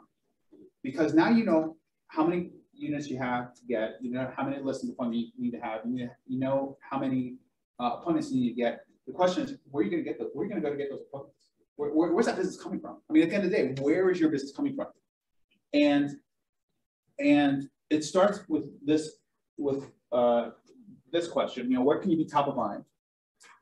Your sphere, your neighborhood, your community, your charitable organization, your Facebook community, you know, any number of things, and it's going to be different for everyone. This is the beauty about this page, is that this is going to be different. This is where you start. Like everything is the same for a lot of people based on their goals, but then here's where everything gets really different because your strengths and your tendencies and yours are going to be completely different from mine. And it's going to mean that you're going to be looking for business in different places. So if you start scrolling, yeah, actually before you start scrolling up, and what this tells me here is that if you know how many contacts it's going to take you to get an appointment, if you're tracking that information, which I've set up in the spreadsheet to be able to do relatively easily, then you'll eventually know that if it takes me 50 contacts to get one appointment, and if I need to get this many appointments in a year, then this number times that number tells me how many contacts I need to get for the year. And if I'm going to work 46 weeks, 44 weeks, whatever, that tells me how many contacts I need to get per week. It's not 100. It's not you know, not an arbitrary 100 like in bold, but it's based on your life, who you are, what you do. You know, there's like a science. Again, this is the science of it all. And then this is where you have to start thinking like the CEO. In this case, this person needs to get 90 listings or 90 closings. Where are those 90 going to come from? So if you scroll up a little bit more, just a little bit here. Okay, so we need to get to 90. So right now we're only at 77 accounted for. So we have to figure out where those extra 19 are going to come from. So let's say, just to kind of add to these numbers a little bit, let's say that we've decided that for this person, sphere, past clients, physicals, expires, open houses are where you're going to get your business from, or where most of the business comes from. And there's a rule of 4 that Gary talks about, or that's in the material that we've been taught. And that rule is basically Pareto's principle, that about 80% of your business is going to come from no more than 4 lead sources. I mean, maybe for some people, it's like 80% of your business comes from sphere, but at least, you know, no more than 4 lead sources. Okay. And then you have everything else. Okay. And it might be like 90% of it comes from 4 lead sources. And then you have, you know, you pick up something, you know, a signed call, or someone comes to the office and says, hey, I need an agent, and you have to be on call that day or whatever.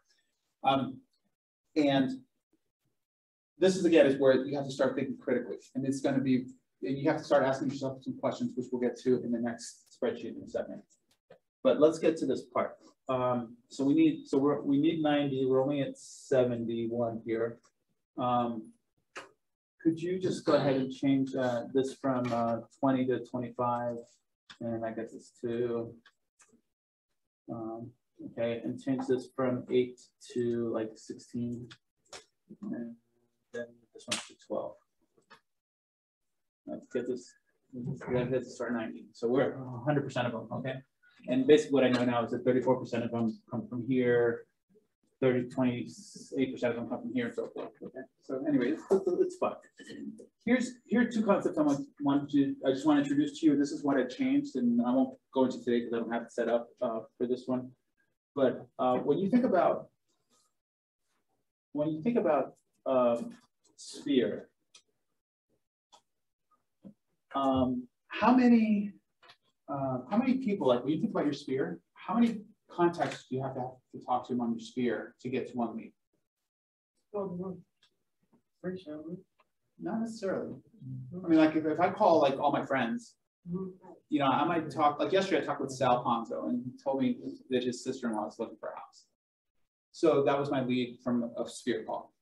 But I probably called, or, you know, I might have talked to, you know, 30 people to get 1 lead in my sphere.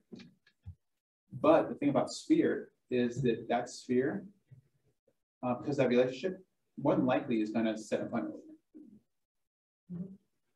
So I might have to do a lot more digging, but when I find that one, yeah, it's going to taste good.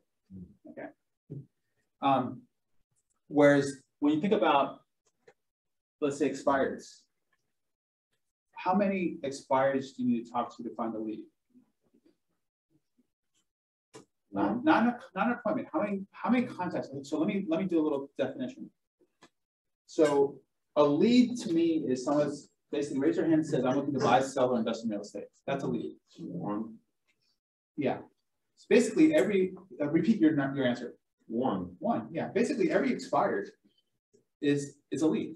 They basically raised their hand and said, hey, I'm looking to buy, sell, or invest in real estate.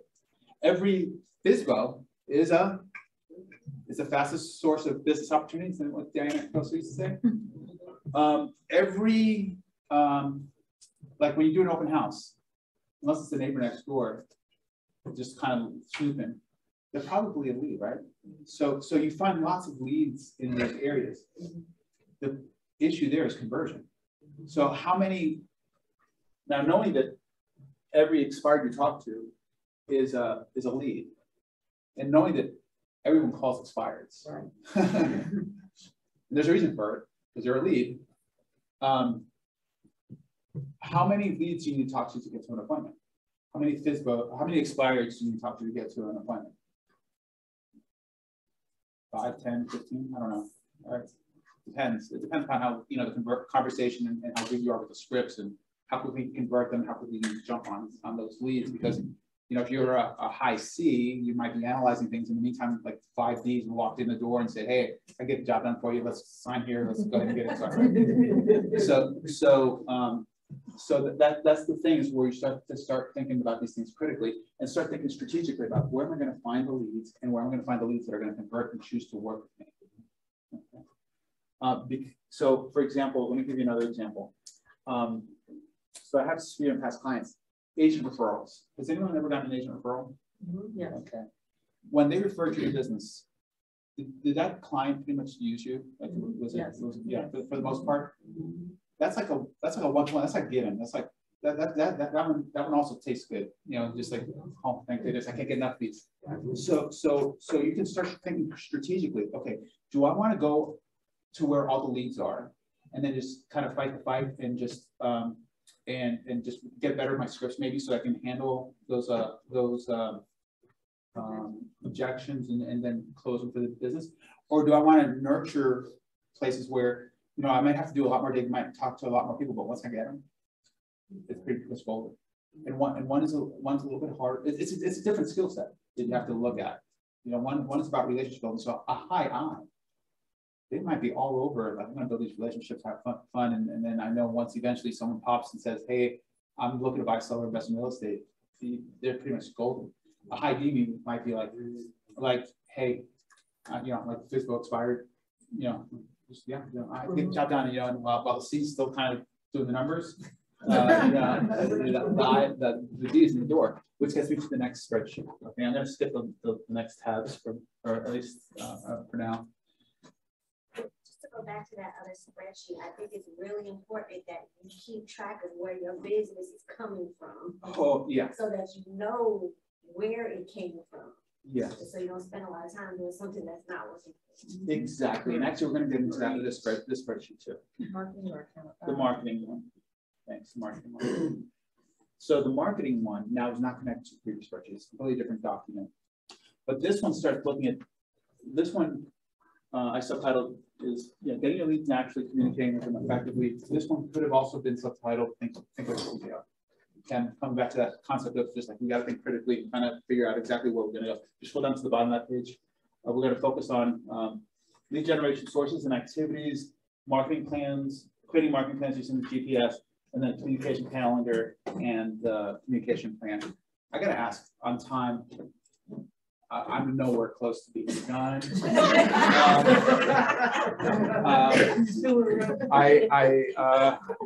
I'm grateful, Terrell, that I get to do this today and that it's on their dime, because I get to do it today to like make sure that I'm on time tomorrow, because they're paying for it, and I've only got 2 hours, and I got to really just figure out how I'm going to do this quickly. So I'm gonna work it out for me. Practice on us, man.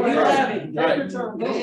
You know, the thing is, you guys have made a commitment in time to be here for 2 hours, but you probably made commitments to other things that you had on your calendar. At least that's what I assume. You know, if you time block things, so you probably only dedicated 2 hours for this, and I want to honor that. So I need to know.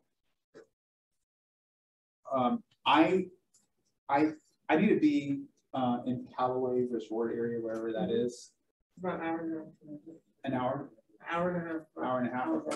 Okay, so I need to be there a little bit before 2, which means that I have up until that time to just kind of keep on rolling up with what I got going on there. And I'm going to leave it up to you guys. If someone needs to leave because you've made a commitment, I completely understand. If you guys want to just keep on rolling until I got to go, we can keep on going. Okay. Yeah. If you're good with that. Okay. All right. This and, next part is what blew my mind. Exactly right. Okay. All right. I text Aubrey a little bit late. Yeah. That's too late. That's funny. That's funny. So I need someone to help me, like a timekeeper, just keep me on track, because I completely. Yep. Okay. 11:13. 11:13. Okay. All right. All right. I'm just trying to quickly in my mind thinking. Okay. 11:13. What time do I need to leave here in order to get down? 12:30. 12:30. Okay. So like 12:15. 12:15. All right. 12:15. All right. All right. 12:15. Okay. And I'm gonna need time to pack up, so I need like 12:11 maybe. All right.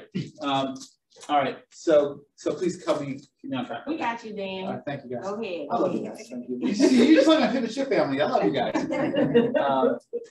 So this is what we're going to talk about. Now, here's the thought behind this part. Anyone take the KPA? Yeah. Keller Williams KPA? Okay. Anyone get a chance to, when they did the KPA, like do a job fit report and see how well, they have the jobs matched up? Okay. So I did it, and I was like, well, first of all, the KPA kind of like, well, KPA was just kind of cool. It's like, wow, this, I answered these questions and it really told me a lot about myself. Like, that's cool, that's me, that was spot on. It validated it. Right? And then did this job fit report, and I was like, that's pretty cool. So I could, I got all these real estate related jobs that I could consider, and turned out that I was like a 90 or 80%. I was green. I literally, what is it, 32? There's 32 things on there or something like that. I was green on 29 of them. So I was a really high match for a lot of the jobs. There was one job though, there was only like a 26% fit for. Go figure. Single agent. Yeah. Yeah. So yeah. But it's fun, There are things that I leverage to others because it's things I just don't like to do. That's just not part of my personality. Like I have to work, it stresses me out. I'm just, I can do it, and I do it because of the big why part. I didn't tell you this. I have 5 kids. They're all girls. I'm waiting for the first God bless you. 5 girls, and my wife is amazing. She's the brains of the family. She does everything. She just does things much better than I ever could, including getting me out the door on time. And they all have different personalities, and I mentioned it because I kind of leverage things with the kids, leverage things with a BA assistant. I never did a transaction with transaction coordination because not really. I mean, like, who wants to do that? But for me, it was just not. It was very. I'd rather spend the money and let someone else do it than do it myself. So where I know some agents are like, I've got to do it because if I don't do it right, if I'm doing it, it's not going to get done right. I recognize myself to know I'd rather pass things on to people who are going to do things better than I can in different areas of real estate. And that's good by me. I've made peace with that, and I'm comfortable with that. The part that I personally have to be mindful of is giving things away too soon, and not like, I never like to micromanage. And there's a certain amount of ownership you still need to change. So that was a learning for me, so I share that with you. So I had this thought about if the KPA and the job fit seems to really make a lot of sense. Is there like a lead generation fit that connects with people who are related to personality types? And since I don't have a KPA to use as a tool, I didn't use the KPA, but I used the DISC. The DISC was a pretty good tool. I mean, if you've seen it, the DISC profile basically, is there anyone that isn't familiar with the DISC? Or okay, so the DISC is this tool that talks about, personality tool. It basically looks at two parameters. Can I write on this? I might have like, Yeah. And it basically talks about how fast you process things and then take things in, or how slowly or analytically you're going to be about things. And talks about how warm or people-oriented you are versus kind of like cold and analytical. And I don't mean this in a negative way, just kind of descriptive. Okay? And someone is like quick to warm up, life of the party, wants to have a great old time. They're going to be a high I. That's Terrell. I'm sure that's Terrell. Yeah. Someone that's going to be like, I'm going to quick to make decisions, like it's all business. It's like, it's nothing personal, it's all business. Your investors, your business people, it's a high P. Someone who tends to be, I'm just going to slow things down. I want to digest it. I don't want to make any mistakes. I want to share things right. I want to just be very analytical about things. They're going to be C. And then someone that's going to be a little bit, again, maybe slower to warm up, but they're very people-oriented, like warm and friendly, like a teacher, like grandma. That's going to be a high S. Okay, your teachers, nurses, your engineers, accountants here, your business people here, entertainers here. You find a lot of realtors have, it's not necessarily just one personality; it's multiple personalities.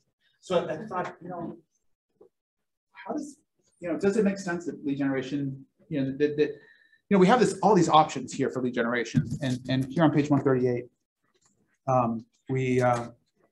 we have this list of, you might recognize this table here where it talks about all the different sources of lead generation activity, prospecting and marketing. He has categorized. The new book, by the way, says prospecting, marketing, and both. And I looked at this list a little differently from how it was presented, and the new list is how it's presented, because I realized that there's lead generation sources and lead generation activities. And the difference is a source is a place. It's where you're going to go find the business. It's, yes, it's a place. It's a noun. The prospecting part of it, those are all verbs. Those are things that you do: calling, visiting, eating with people, door knocking. Those are all things that you do. Anything that ends with an ing is prospecting based. Okay. Marketing is, again, nouns: newspaper print, flyers, postcards. Okay. And I realized that as part of the model, we've all been taught. We were originally taught in this book, by the way, in case you didn't know, and that's created confusion to me. In this book, the model said we want to be marketing based and prospecting enhanced. And that changed. And that changed by this book, where they said, actually, no, we kind of had it backwards. They actually want to be prospecting based and marketing enhanced. And then I had this aha from this book. That's recognized this book. Ever seen this one? 7 Laws of Communication. And this one, I don't remember the page or if there's a page number. There's this model. You guys might have seen this. It's communication pyramid. Okay. And the communication pyramid basically says that the higher up this pyramid you go, the more impact you have, the more influence you have on people. And the lower you are, it's really more informational, less impact you have on people. So when we're talking about marketing, we're typically talking about things like direct mail, advertising. Look at where those are. Right down here. if you really want to have impact on people, build relationships and have just making, again, an impact on people, influence people, you want to live at the top of this pyramid. And the top of the pyramid is having one-to-one meetings with people. It's doing stuff like this, like, you know, hopefully there's some impact on what I'm doing here today, and you're doing events or seminars, it's be having like parties or client events, things like that. Who's the author of the book? This book is written by Michael Mayer.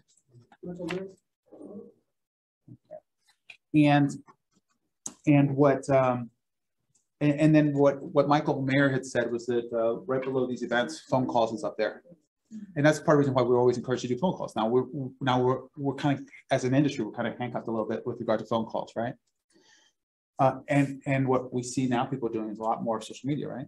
And I think where Michael Mayer would have put social media on here, which didn't exist when he put this book together, is probably somewhere between personal events and phone calls, like above phone calls, because it's a social interaction. It can include video, so people are both hearing you and seeing you. With video, it's you know, opportunity. So to me, this is where, again, strategically you start thinking, okay, so all right, let me share my aha around this, and something that I'm doing differently personally this year is I grew up as a bold, like I grew up with bold as part of what I always did here at KW. I was in the business for like a month, and then I did bold, and, you know, and then it was just kind of doing the bold thing.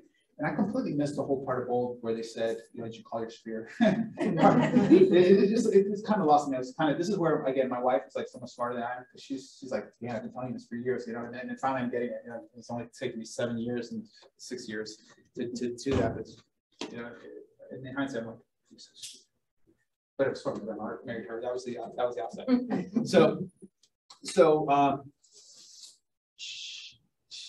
So what I realized is that I always called physicals, called expires, did a lot of calls. It wasn't part of my habit, and maybe it is for some of you to like, hey, let's go grab a drink, let's go grab something to eat, let's go hang out, let's go have a social part, a client party. I've never done those things. It's my, you know, and this is again where it's not failure, it's like you learn, you kind of, you know, evolve, yeah. So what I realize now is that calling is going to continue to be part of what I do, but part of what I'm going to do is like strategically is focus on like very purposely being on social media in the mornings or a couple times a day, so that I can kind of see what's going on in people's world. Do more pop-bys. You know, I'll see something's going on, maybe drop a note about something that I saw. I'll make a phone call. It's like, hey, I saw this online. I just wanted to check in on you, and you know, saw someone pass, or like Sal, who I talked about earlier. He's got COVID, so just send him a note and just say, sorry, not feeling well. Here's a card to, you know, hopefully better coffee for your first day back. And get out of like what I realized for myself. You might realize too at this aha is that I've been living right here in the middle of this influencing, making phone calls and doing handwritten letters and sending emails, and not living toward the top of this pyramid. And my whole goal is to kind of consciously, strategically move up toward that top of the pyramid. So that's kind of what we're going to get at. So could you please go into the next tab? So this is where I was describing things were broken down, and I don't like showing this on Google Drive as much as I do on Excel because the formatting changes. But basically, what I realized is that, again, everything on the top here is the nouns. These are places where you're going to go to find business. Your networks, like your sphere, purchase leads, like referral networks, like BNI. Like I might go to a BNI group and have my referral partners there. I might go to, you know, these businesses or go to investors. Those are places or people that I'm going to talk to get business. And then those are all Mets. On the other side are people that are generally not Mets, like people at an open house. Most of the time when you go to an open house, most people in there are probably new to you, right? So they're not Mets. Expenses and Expires, by and large, are probably not Mets. Circle prospecting is not Mets. You know, going to apartment complexes and circle prospecting around apartment complex, or doing recently sold listings or recently sold listing properties. Recently sold listed properties. Doing circle prospecting, that's what it is, around recently sold and recently listed properties. when you are at a kiosk, like in an event, and you have people coming to you at a booth, that would mainly be not Mets again, and so forth. What I did was I organized this in a way, like toward the top of this list would be the people that are probably more likely to be leads, like those expires and open houses, and then people that are just doing walk-ins or the booths. Well, actually, walk-ins would be probably up to higher, but booths would be, you know, someone that may be asking information, but they're not as strong of a lead. Here's the one thing though that I realized is, oh, and then in between, I'm sorry, is you have things that are both like agent referrals. You know, agents in other areas. I now know some of you. Oh, that reminds me. I need to send you a link so that I can send you more information later on. But you know, agent referrals. You know, agents. So you know that some of them are Mets, but then there are a lot of people that you might not know. People you might meet on bold, like you do digital bold, and you do digital bold, and I don't know, where do you get a lot of people from? California, right? Coming to California, New York. Yeah. So all right. So if you were to do like digital bold, you know, you start to meet people from outside of your area. So that's a combination of you know, both Mets and not Mets. Allied resources, like if you're again like another business group, and you know, you have businesses that are people that you know, but then they're interested in people that you don't know. Your demographic farm, your geographic farm, and so forth. And what I realized is that, do you remember how earlier I said that you tend to find a lot of certain lead sources, basically every contact you have is a lead, and then other lead sources, every lead becomes an appointment, basically. Does this look like people that pretty much, as soon as you get a lead, they're an appointment? They're pretty much guaranteed to be an appointment? Sphere, you know, client referrals, a B&I group. Over here, pretty much everyone you talk to here is pretty much a it's pretty much a lead. I mean, everyone here gives you an appointment, is what I meant to say. That's what I said. Everyone over here is probably a lead.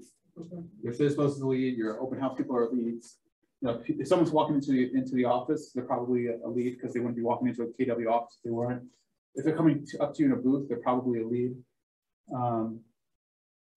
This part here, I wouldn't categorize the same way, but you know, that's one aha that I had, is that you can go out and find leads pretty quickly if you strategically know where to go find people that are like, you know, in the business of buying, selling, or investing. Or you can focus on this area where you can pretty much guarantee that everyone that you talk to that is the lead is going to work with you. But it just means you might have to talk to a lot more people, because you're not going to find as many leads here as you do over there. Does that make sense so far? Yes. Okay. If you scroll up again. So the quality of the leads on that side is going to be a lot better.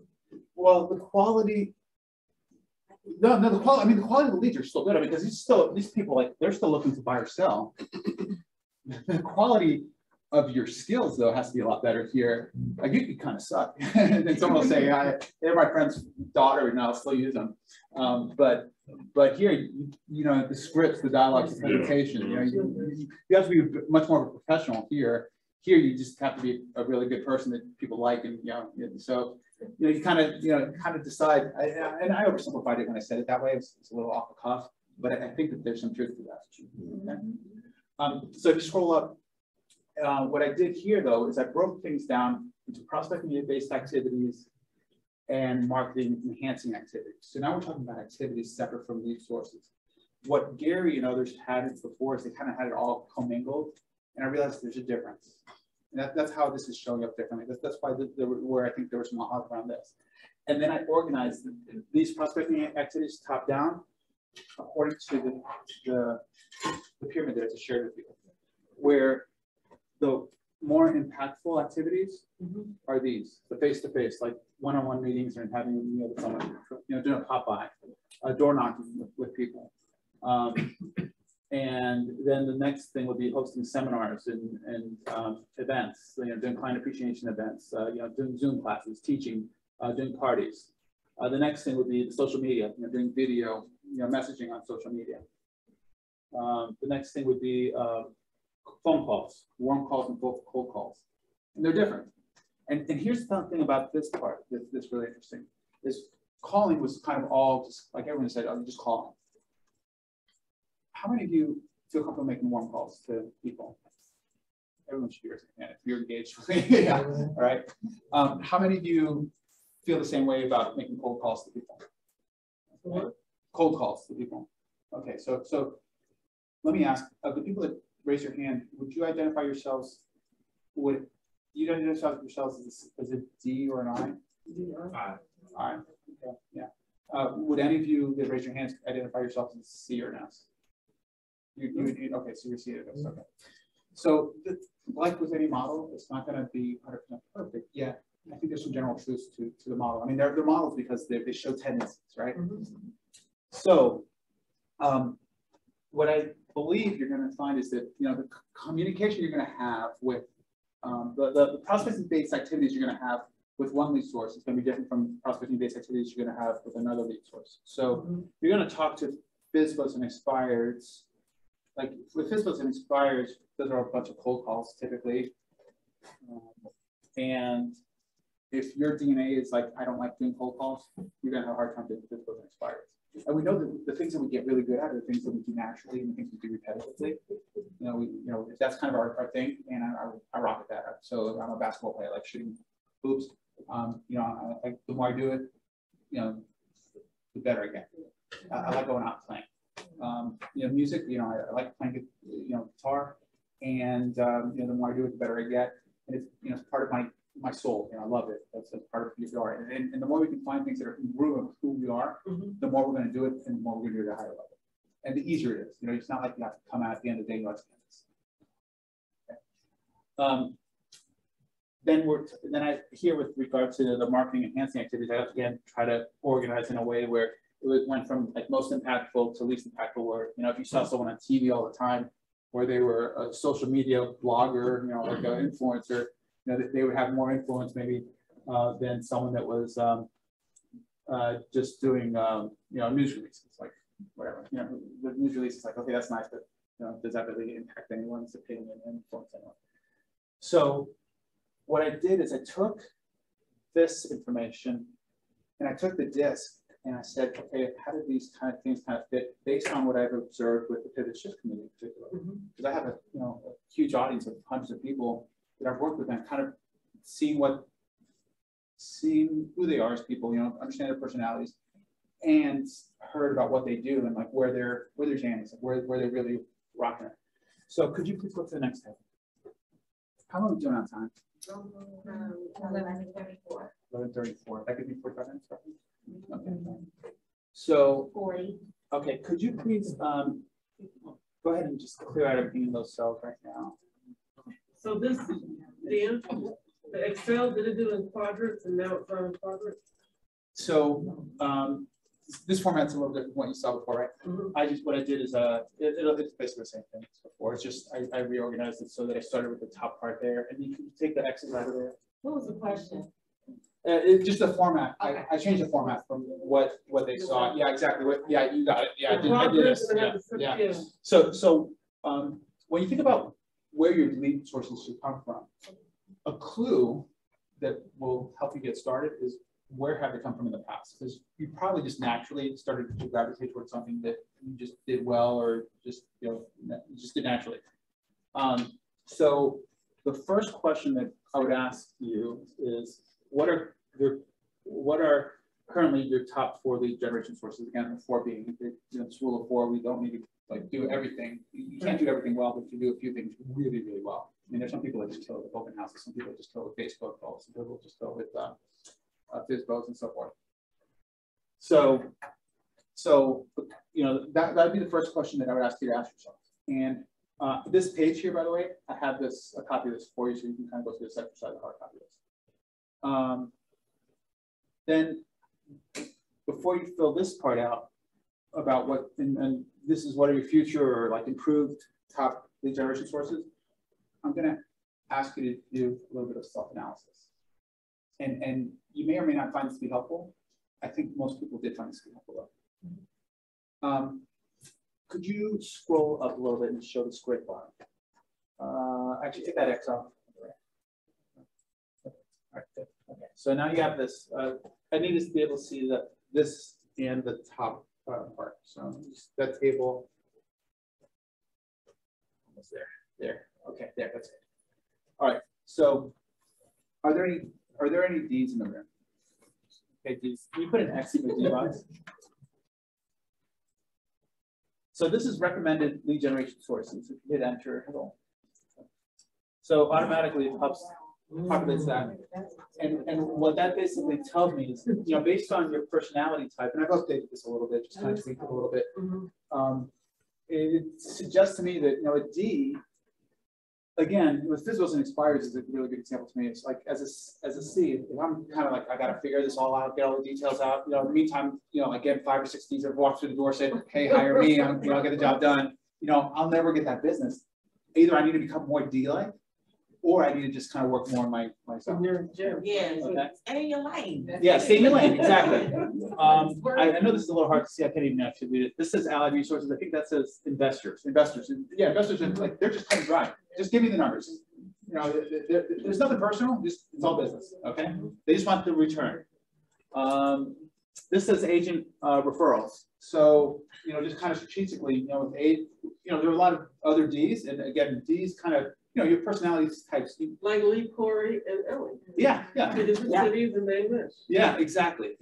So, and what I found with agent referrals, and you might have seen too, is that agent referrals are kind of like physicals. I mean, in the sense that like you got to respond immediately. Like you get a referral, like a posting online. Oh my God, if you're not there, man, you take that, you blink, that opportunity's gone because someone else just jumped on it like that.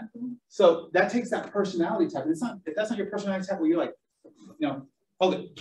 Okay, I got that business. If you just want to take it easy or slow things down a little bit, you're not working in your strength zone. So I want people to kind of think about this as like, okay, what can I find? Where's my greatest use of my time? Where's my strength zone? Stuff like that. Yeah. Is there a way to load it up at the right time?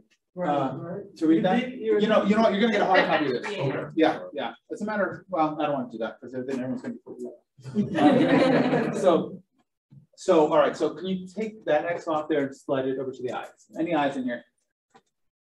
Okay, we got some I's. I'm ID. Okay, ID. All right. So I's. So this says open houses. This says geographic farming. Again, agent referrals. Paid referral networks. That's kind of like again BNI or something like that. Sphere. By the way, this part Sphere is going to show up for everyone. Shows up for everyone because you tend to attract people to your world that are like you.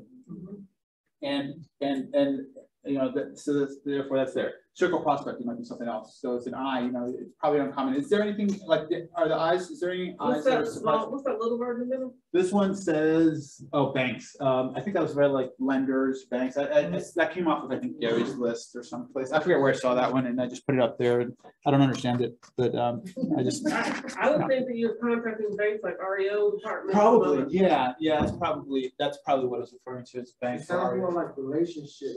Exactly. Yeah, well, yeah, and that, yes, and so that, like in the previous table, the previous previous sheet, that was about they went to the key relationships.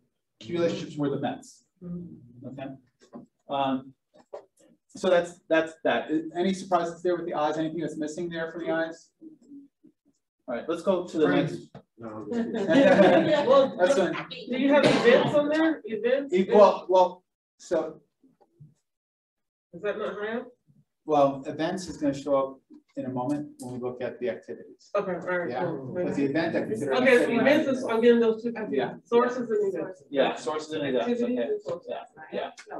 So yeah, go ahead. Okay, can you scroll that up just a little? All right.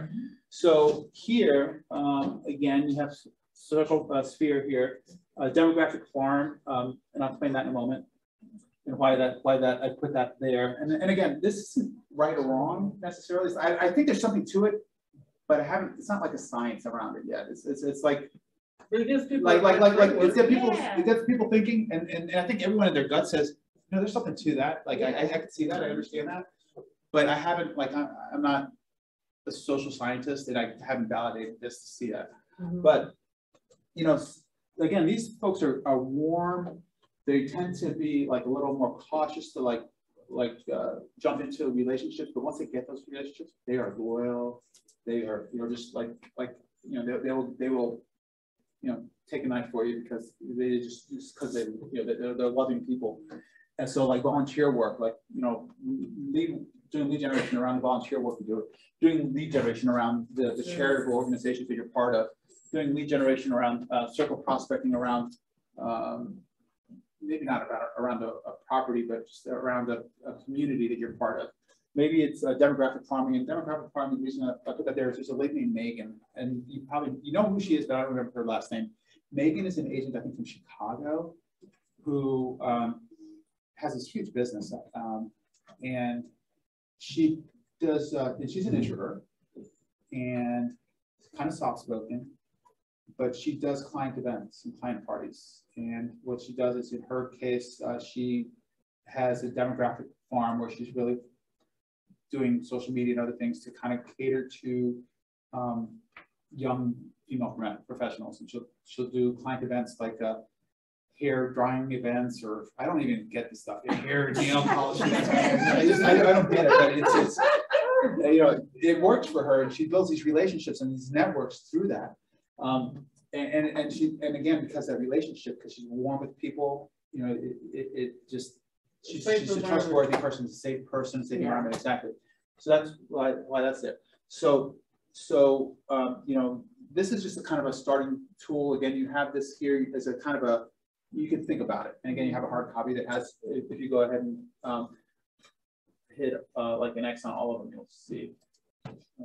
You'll see them all populating there again.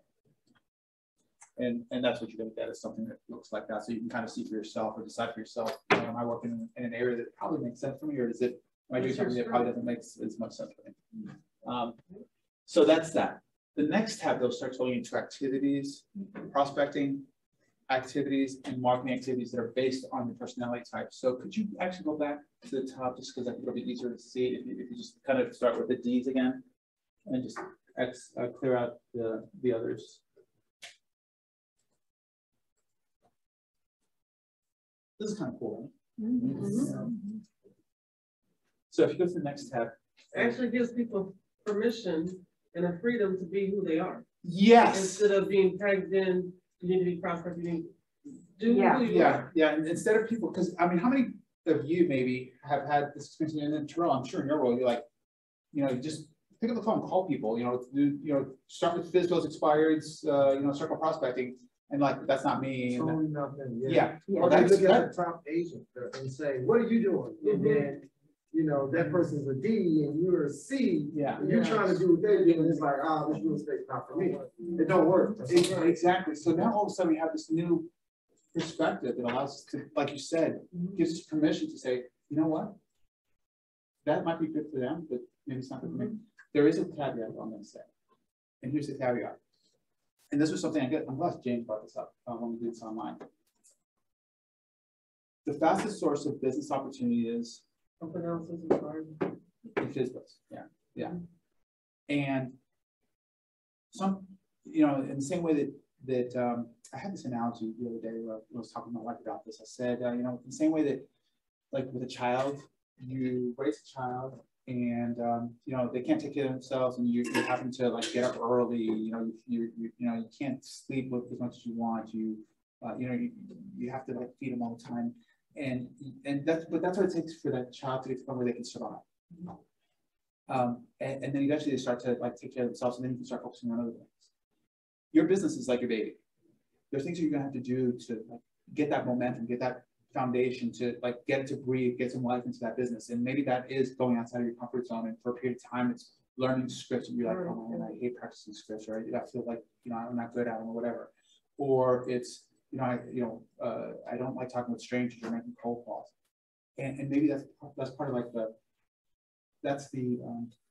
cost of getting into this business to a certain extent, because it allows you then to gravitate toward things that are more your jam, which are more consistent. So that's kind of like the caveat of it.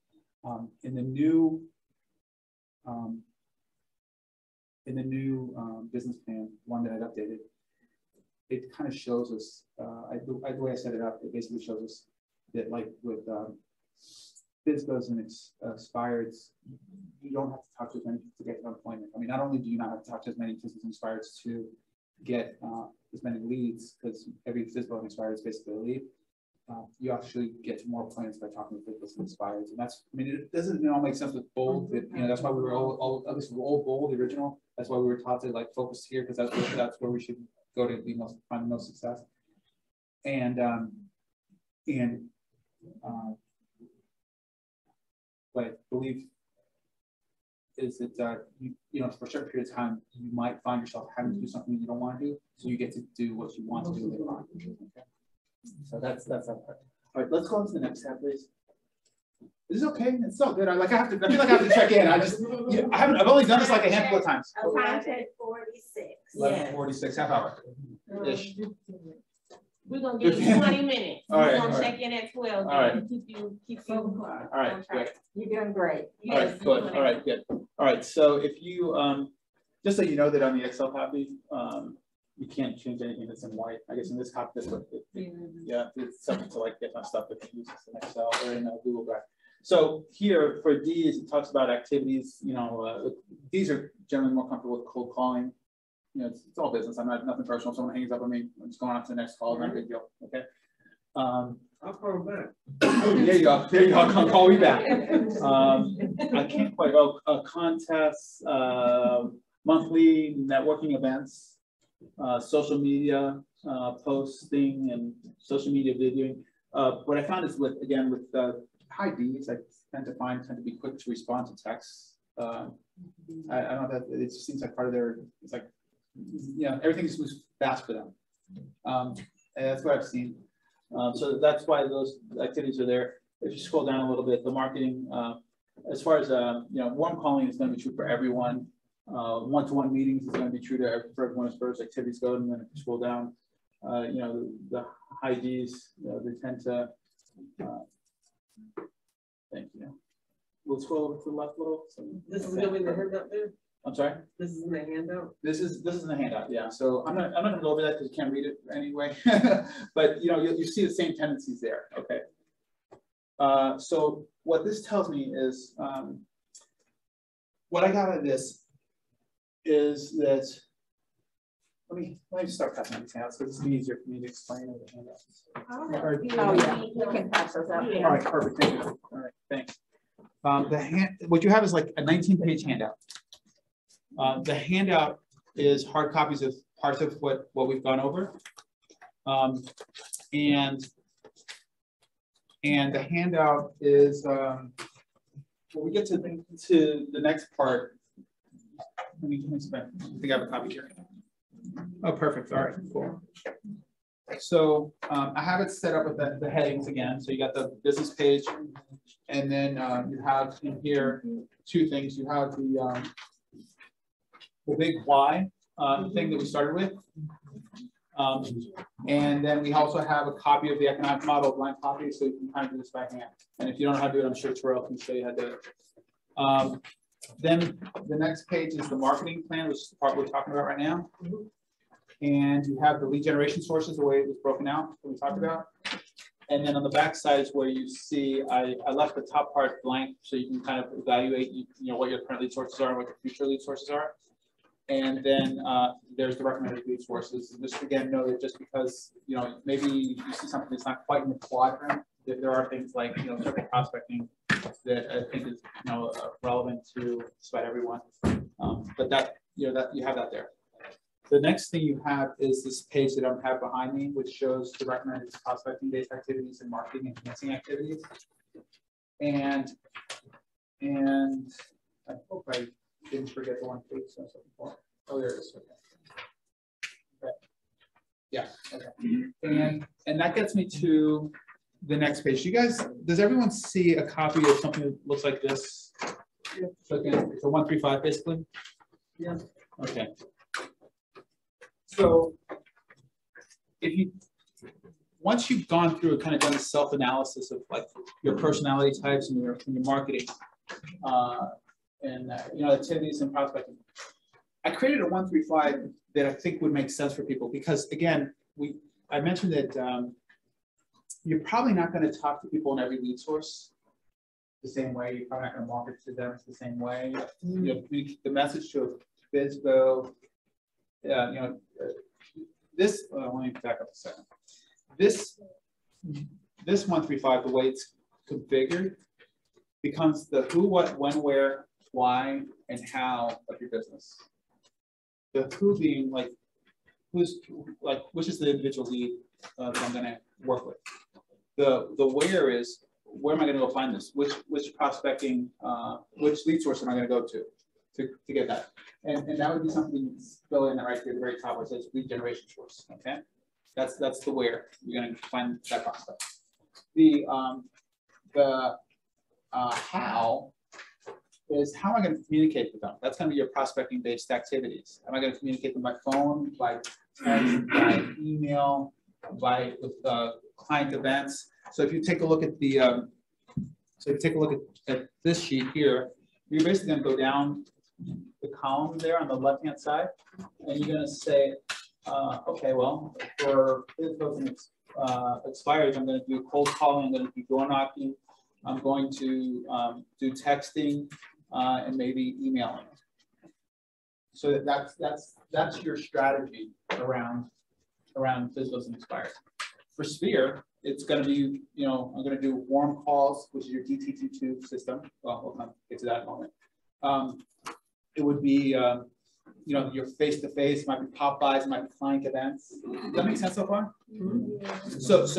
So you're going to look at your 80%, like the areas you're going to, like the lead sources you're going to, like that you want to focus on. And maybe something you're doing right now, maybe something you're going to do a little differently next year or this year. And you're going to focus on those and build out prospecting-based activity, build out the strategies you're going to use.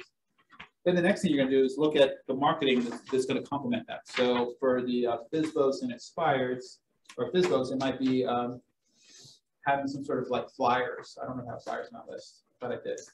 They don't know. They did copy not on this one. So flyers would be something you could send out maybe to FSBOs. Maybe it'd be like some sort of command campaign you send out to FSBOs. Maybe part of your FSBO campaign is to have a newspaper ads or something like that. So it says, hey, you thinking about selling on yourself, call me, and do what do they call it?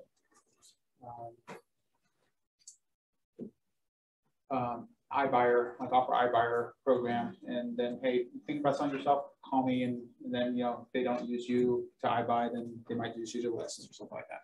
Mm-hmm. And the marketing for a for a Sphere might be, again, pop-by gifts, some promotional gift like that. Maybe it'd be postcards, handwritten cards. It might be, a special event card. Sort. So that gets you start thinking of it strategically.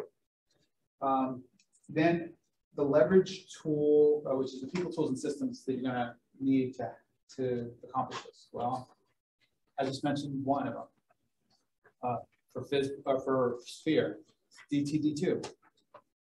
That's definitely a great system for that. Another system, I'm trying to think of another one that we have.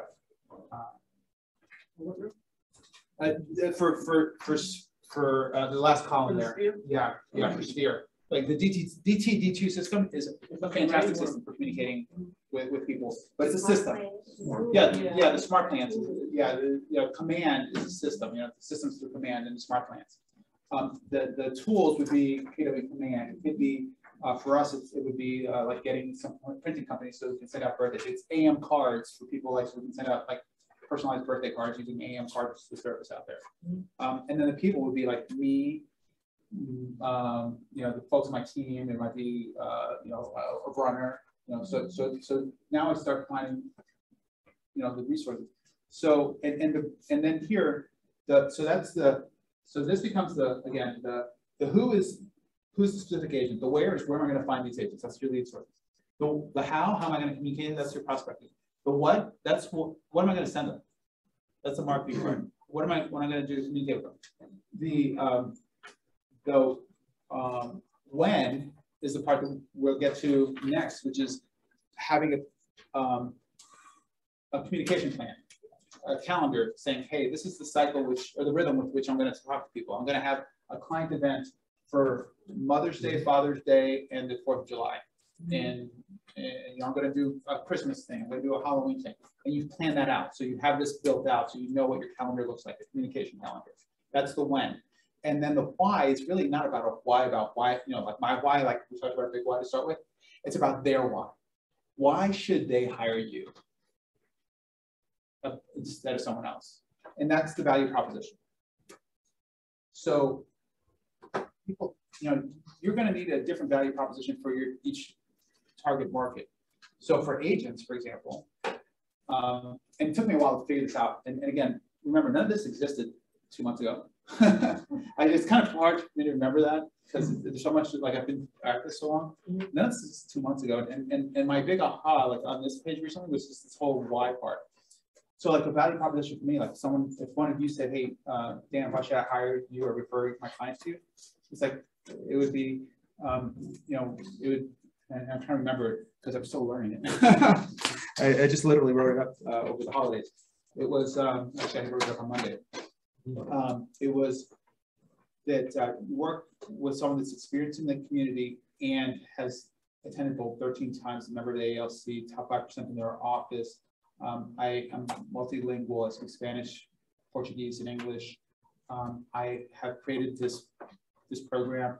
I also oversee and manage a lead generation program and actively involved in the Pivot Shift program. So I have contact with thousands of people across the country. What can I do for you? How can I help you out? So that's my value proposition. It's almost like an elevator speech for every category. So for FISBOs, your value proposition is going to be, you know, it's going to be similar to what you probably heard. You know, I can sell for more, you know, I can make this a hassle-free transaction and sell for more than you can in this market using my blah, blah, blah system, you know, something like that.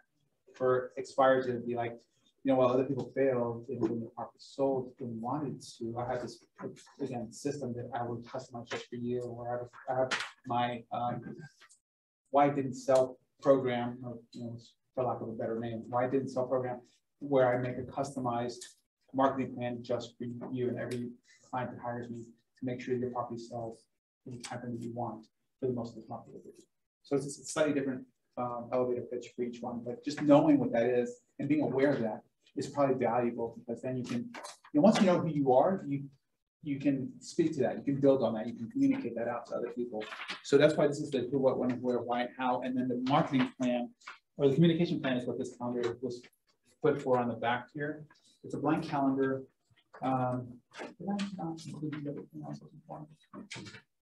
What I had done in the electronic version is I had a separate calendar that showed holidays for the year, so you kind of see when Valentine's Day is. But other things like that, so you can kind of just see it all in one place and kind of piece together a comprehensive communication plan, and at least think about that. So you're very purposeful about what you're doing, okay? You know, so many of us kind of get into the next, oh, you got it there. Okay, perfect, I didn't get it. Perfect, okay, you got it. So many of us kind of get caught up in the next shiny thing. And what I found, and I think you'll find to be true too, is that the more you can say no to things, the more it allows you to say yes to things that matter the most to you personally. And hopefully this allows you to help define what matters to you the most, from the big why all the way through, you know, the whole process of you know, lead genning. Because again, what's going to work for you may not work for her, or for him, or for her. And it allows you to say no to those other distractions. Okay. So that gets us to a time check in 12 o'clock. Okay. All right. Good. All right. So that gets us to the windup. Let me. Yeah. I think we can skip that part. Let's go to the accountability tab. And accountability plan. Because none of these plans and nothing that I shared with you is worth another moment of time from you if you don't actually implement these things. Right. Yeah. You know, like, yeah. If you don't implement these things, you know, we might as well just buy out for breakfast, and you know, would have gotten as much accomplished at the end of the year. Actually, maybe even more, because I would have been once one, a bit more black and purple. But so we don't talk about an accountability plan, and really this is about, you know, build a plan, execute your plan, and we have if you just follow up again, please. And here what we're going to talk about are things that you've already seen. I'm not going to stay too long here, but we're going to talk about your 12-week year, the 411, and the daily accountability scorecard, and then come back to something else to me, which is like the biggest aha that I had. And it was kind of a challenge for my coach. And to me, like the coolest thing about this that I shared with you yet. And so the accountability part,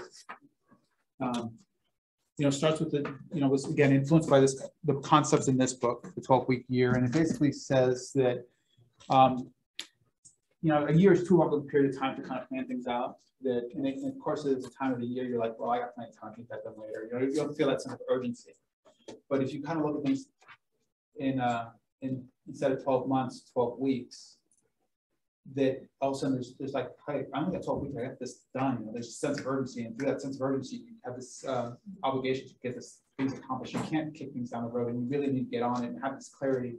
And the 12-week year talks about having some like key tasks and key projects and things that you need to get done, because these are difference makers. These are game changers. These are things that if I get done, I'm going to get it done, and it's going to make a world of difference, both in my personal life and my professional life. And it tells you to kind of define what those things are, and then figure out the steps below that. Like, here's the goal, here's the little sub goal, and here's what I need to do to break it down and kind of put it to a 12-week, get it done over 12 weeks. And the brilliance behind that was what someone else said, is that there's 13 weeks in a quarter. And if we're going to take 1 week off based on the other model that we talked about, it gives us 12 weeks. So this all kind of does this really nicely. And the 12-week year is kind of where we start. And I have another calendar, which is basically identical to the blank calendar that I gave you. Actually, I just realized the blank calendar I gave you there's another blank calendar, I think, right? Yes, there is. So on the back of the accountability sheet, there's another blank calendar. And in the small print on the right-hand side of that blank calendar, you'll see numbers 1 through 13, which represent the 13 weeks of that quarter. And you're going to take one of those weeks off, following the model, right? Because you're going to recharge your battery, okay? And what you're going to do is on the right-hand side is you're going to identify what those key projects are you're going to do that quarter. Like, we're going to get done this quarter. It's going to be a game changer for me for the rest of the year. Like if I don't have, like when you put this together and you don't have some of the marketing pieces you need to get together, that might be one of those things that I need to get this done this quarter, because otherwise I'm going to kick that can down the road and I'm not going to make any progress. And this is all about making progress. Not about perfection, like Dan said, it's about making progress. And this 12-week year, then what I found is that this fits in really nicely into the 411, because once you know what you need to be doing on a weekly basis, then you can create a 411 around that, and you have your monthly goals and you have your weekly goals. And you kind of build this out, and I won't talk about this because this is something that I'm assuming everyone is familiar with and kind of good with, right? Yes. And if you're not, I'm going to trust that Terrell and the rest of the folks here will teach anyone who doesn't know this about this, okay? And this was a great tool. However, what I found about this for me personally is that going from planning things out from a week to getting it on my calendar was too big of a gap, that I needed to start looking at things on a daily basis, and I needed to have some sort of like a daily tracker. And I know a lot of people have their own like little checklists and trackers and sheets that they've created, and I created one that I shared with everyone. And it's 2 pages basically. The next 2 pages that you have here are the front and back of my tracker, and looks like that. And on this tracker, what I did is they're basically some key metrics right in the middle that I keep tabs on. Things that I'm guessing most people are, or probably should keep track of, like how much I'm putting into lead generation, how many contacts they're making on a daily basis, how many leads they're getting on a daily basis, how many appointments they set, how many appointments were kept, and how many contracts they got. None of that should be really new, right? I mean, that's okay. So we all should be doing it. I know not everyone is doing it. As a matter of fact, I know the majority of people just don't do it, unfortunately. But it's critical to do it, and this will, again, it's all built on itself. The other thing is that under key metrics, there's 4 blanks there. 4 blanks for me, on my copy, they're not blank. I have it filled in. I left it blank for your purposes, since you only have the hard copy. And the blanks are where you would track other key metrics that you want to track for you personally, for your business. So for me, I track the number of times I do role play or script practice a day. And I do it multiple times a day sometimes. Most days I do it multiple times a day. I track, what do I have there? So since I mentioned I was like behaviorally changing, like tracking something else, I put in number of one-to-one or face-to-face contacts because I've been doing phone calls, but to me, I need to change my behavior pattern. So for me, tracking that was important. The number of like small group activities was important. So have that as a category, a key metric for me.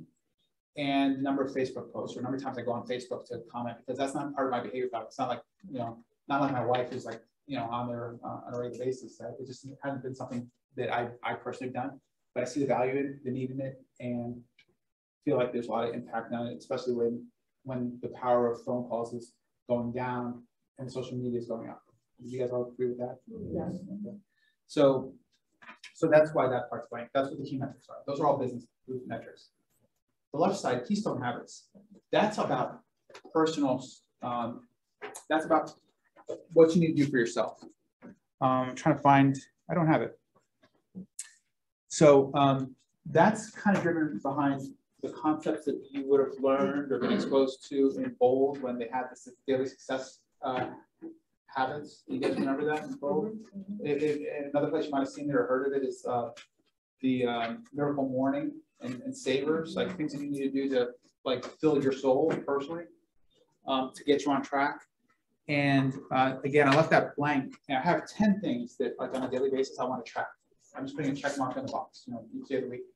And it includes things like getting up early. But in order to get up early, I need to get to sleep early. And I kind of define what that is for me. It means affirmations for me. It means family time for me. It means my list. It means time blocking every day. It means kind of taking a moment and prioritizing what my goals is for today, which I'll get to next. It means like decluttering at the end of the day so that I don't, like the next day, don't come into a big old mess, I can walk into something. So that's what I'm doing. And I'm checking, like, did I do it that day?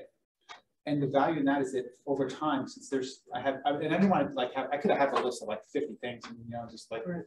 But I try to keep it to like the things that like the most critical. You don't have to have 10, but you don't have to spot 10. And 10 times 7 days a week is 70 chances to like tick it off. And then when I do at the very bottom, there's something there that says like a number divided by 70, I get a percentage. So I score myself.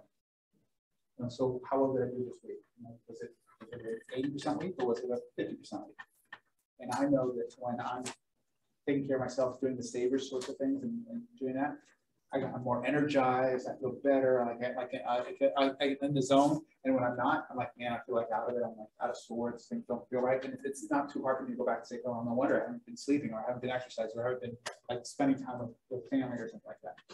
So it's just a tool here for you to consider that.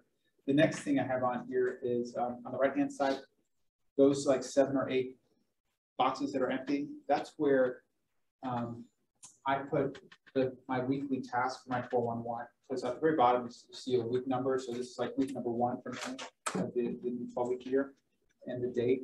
And then I'll put down like what I said I was going to do that week. And I keep this around all the time. And it keeps like, I don't know how many of you, 12, 10, okay. So I don't know how many of you, I'm going to be late. So I don't know how many of you have gotten to the end of the week and go, oh man, I know I should have done that, but I forgot about it, or just kind of, wasn't top of mind. This is a way to help me kind of reduce that. It's not perfect. I'm not perfect with it, but it helps me kind of keep it top of mind. And I can say, I might have something that's a priority, and it helps me already with my time blocking because I might say, okay, it's a priority for the week, but it's something I'm going to do on Thursday. So I can kind of, know here when I'm going to do it. And then where it says today's top priorities, that's where I'm literally going to just type or write in, and this is like a handwritten thing, write in what like today, my top priorities get here, talk with you guys about this, talk to you about, you know, if you ever meet anyone in Tampa, I'm right down I-75 and over by me.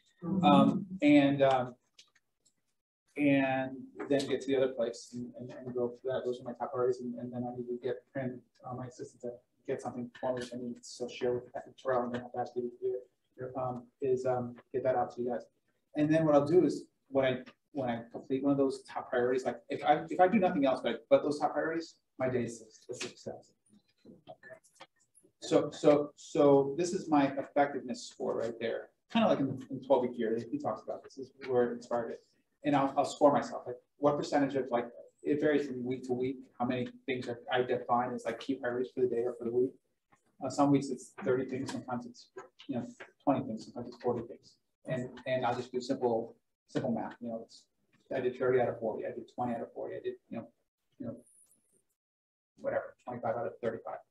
And then I'll do my score, self-score, just to see, this then becomes something I can talk to my coach about. I can talk with her about my numbers here. I can talk to her about my score. And it gives me something to come back to activities, because this is something I control. I can control the activities, I can't control the results. How much money I make, I don't control. How much effort I put into making that money, I do control. Man, I almost got an amen out of that. That's good stuff. Yeah. So we're at 12:12 now, Dan. All right, I know I'm gonna be late. That's okay. All right. We're at 12:12. Yeah. Yes. I do have a question, Dan. Yes, right. So what is your schedule like as far as logging all of this information? Like, you time block in the evening? Or is it right after You're talking about this specific thing? Yes. So this tracker, I carry with me all the time. And on the back side of the tracker that we talk about is where I'll track, and this was James's recommendation, is to track the number of dials, the number of contacts, and the number of appointments. I'll record on here leads and then some notes. And the difference between a lead and an opportunity for me is a lead is, again, someone's wanting to buy, list, or sell. And an opportunity is someone that's willing to buy, list, and sell that's likely willing to work with me. Someone that's basically a bet. Whereas any physical or expires, they're not really an opportunity. They're just someone. They're a lead. But someone, like, if there's some sort of relationship there, they're going to show up as an opportunity, and that's why it says opportunities on this side. So I'm working. So to answer your question, while I'm doing lead generation in the morning, I have this on a table here, making my calls, doing my communication. I'm putting a check mark, a little tick mark every time I make a dial, every time I make a contact. And then when I'm doing like text messages, I put a separate tick mark on the bottom there for everyone that I connect with by text. And then what I'll do is I'll just, it doesn't take me long to count them up and just enter the number. And it's not exact, so whether it's 3 hours or 3.5 hours or 2 hours or 47 minutes, it doesn't matter. Just ballpark. Gives me an idea. The whole thing is to make this easy, not to make it hard. Yeah. So just do it so it works for you. And then, so I have my top opportunities here. It's the same thing you would have in command and opportunities. I have it here also, and it just, how sometimes you write things out and it kind of brings it top of mind, that physical action, that kinetic learning, it does it for me. So I'll do that like Terrell, once a week. I'll update this sheet once a week, basically, every week. And that's what happens there. Then clients, any top of mind to have there, and then notes is just as things come up, I'll just jot down notes. I don't forget them, and I have something to come back to. And then that other priorities part for me was really helpful. That's based on Stephen Covey's 7 habits. Yeah, the urgent and the important and urgent, and just kind of understand the difference between what's urgent and not urgent, and what's important and not important. And you really don't want to focus on anything that's unimportant. But the things that are urgent, that come at you, just so you don't forget those things, just jot them down, and I can basically visually, because I'm a visual learner, could see, okay, well, is this really more important or less important than this other thing? Is it more urgent or less urgent? And then I kind of work through that sheet, through a process. And then what happens is, I'll have these numbers over here once a week, and I'll send it to Prim. And what she'll do is she'll put them on this other sheet here, where my assistant, yeah, and she'll just kind of pull my numbers, put these numbers here, and I can just track them and then have a conversation with. Like, actually, I not only do I ask her to track her, but also make some observations, like she's like my coach, and she's making some observations and kind of noting things and just saying things that may be helpful or hopefully are helpful. Which gets me to the most important part. Not the most important part, but the biggest, to me, the most powerful part. Can we come back to this first spreadsheet? The business plan one. Okay. Good so far? Right. Okay, good. Yeah. Should I come back again? Yeah. Okay. All right, let's see. All right. I appreciate you guys. Yeah. All right. So I'm going to skip over the growth plan. Just so you know, actually, can you just click on the growth plan, just kind of click through there. So based on a level 14, these are classes you should probably consider, and it kind of automatically populates it. You know, if you're at level 4, you want to consider having a buyer specialist class and all of these basic classes, but you probably don't need to focus so much on ESO, for example. And the same thing with the maths classes. So just, you know, that's how the spreadsheet works. I don't think you have that, but you know, that it's just there. And then let's go to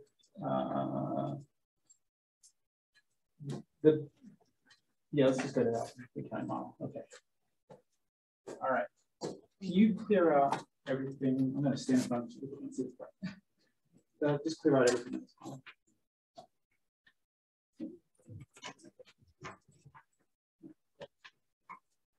So this is the challenge that I was given by my coach, and I figured out how to do it, which is kind of cool. She said, "Okay, great, Dan. So you have, here's your big why. You monetize everything. You're tracking these activities. How do you know whether you're hitting your goals?"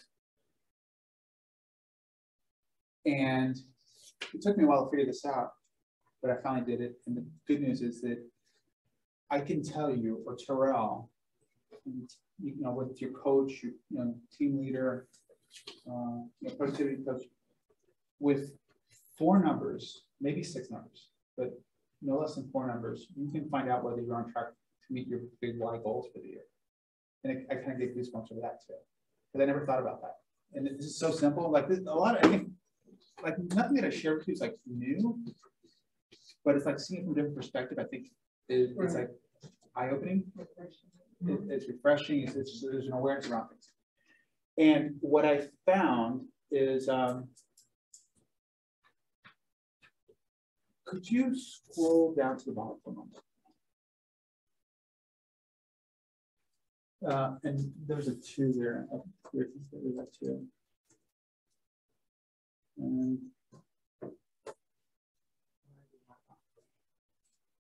okay, that's fine.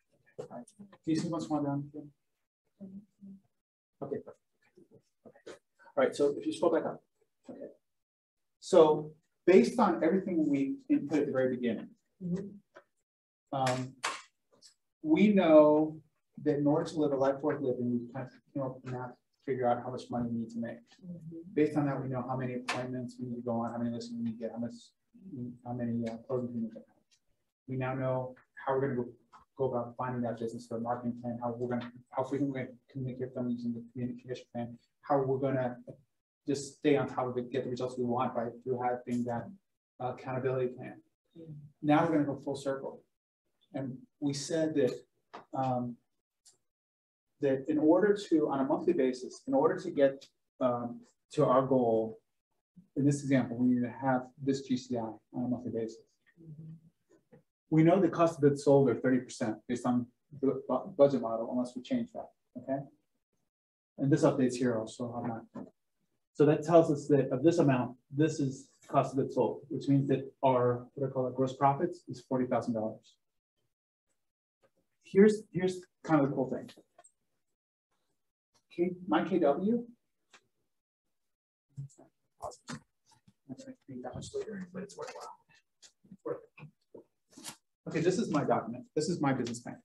This is what, like, everything printed up, plus like additional stuff, plus like blanks for the year, because I did the 12-week year, and I have all the blanks, copies ready to go for the year. And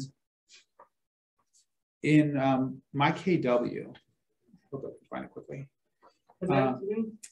Not Connect, mykw.com. under the reports. Yeah. Okay, all right, you guys know what I'm talking about. You can pull up this report. It's called the associate income report. And this is what it looks like. Yeah, just kind of walk through that. Just notice here, and Terrell, you can show you where it is. And on this report, let's walk around this. It's important not to see just so that it's there. But this report tells you what your calendar year-to-date commission revenue is. Subtracts from that how much money you paid out in referrals, like you sent out referral money, so someone gave you a referral and you paid them. And then that tells you what your GCI is. Then it tells you what your company dollar was and your KW royalties are. And the thing about this is that you then have what your so that's your GC, that's basically your cost of goods sold. Because you'll never see like the check that you get does not include the referral money that you paid out. If you had a split with someone, it doesn't show that split money, it doesn't show the split money. So if you know that like this month, that your total GCI was going to be, you know, say $45,000, and you got a check for, or your total checks you got from the market center were, what did I say, 45 for the, this is part. All right, so let's say 45 for this number. Not there. Okay. That's what we can estimate. Right here. The green is good. Okay, 45,000. And let's say that you've got total checks for like 30,000, which is like what you got in checks from the office. So that meant that your cost of goods sold would have been 15,000. So that would have been 33%. That's what that comes out to, which means that your gross profit was $30,000. If your operating expenses, you know, again, based on the model, this is where you are. But let's say your operating expenses are only 10,000 because you haven't scaled up. You're not paying yourself, you know, all that extra money and everything based on the model. Then that means that your actual profits before taxes is $20,000. You guys with me so far? So that's the profit that you got from your business that month, okay? And operating expenses. From this operating expenses, ideally you paid yourself a salary, okay? So that salary in this case was $2,500. So that would be $2,500 here. You are such an angel. Thank you so much for being here, because this is so much harder when you're doing it like that in this conversation. I appreciate you being here. And then let's say in this case, there's some other household income. You know, just say they had rental income or whatever, $2,500 also. Right down there. Okay. So what this tells me, before you scroll up, is that the total income before taxes is $25,000. Does that make sense so far? You guys all with me? That's before taxes. So you still have to pay taxes. We said before it was about a third of what you're getting there is going out in taxes. So if you scroll down a little bit, you'll see the next slide is red, I think. Yeah, estimated taxes is about a third of that. So the question is, how much did you really earn to fund your perfect life this month? And the answer is, I think 16,000. I can't what's it. I'm sorry, what was that? 750. 16,750. Okay. So that's what you really earned this month that you can apply toward your life worth living.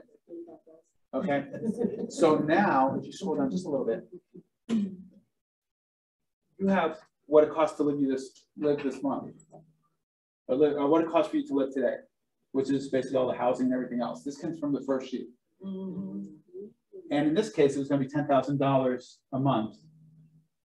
So once you have, this is how much you have, this is how much you have to pay, you're going to end up with either a surplus or a deficit after you do that, for shortage, yeah. So you scroll down just a little bit. And then that was a surplus of $4,983. So now the next question is things I intend to do this year for my future. Okay, so before you go down any further, the reason this is next is because of this. because of this.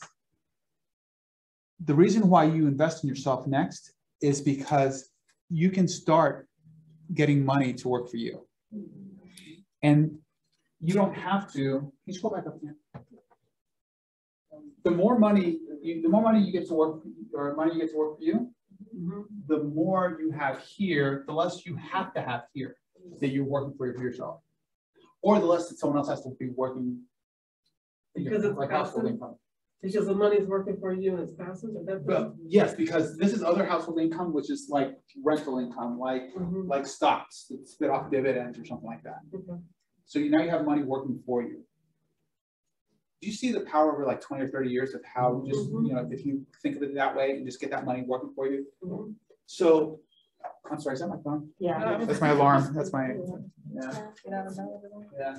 So are you assuming, I got a little bit confused when you were talking about operating expenses and then the salary. Yeah. So your salary, you're saying, is not in operating expenses? Your salary would be operating expenses. Your business pays you a salary. It's an expense to your business, but you, this is where we kind of get logic a little bit. We kind of get like, think of like, don't separate ourselves from our business. You are not your business. Your business, you personally are an expense to your business, but you like your business because your business pays your salary. But as the owner of that business, you also get profits. So your salary comes out of your operating expenses.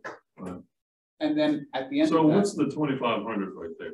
So this 2,500 is other. No, at the top. This is what this would be like salary you're paying yourself.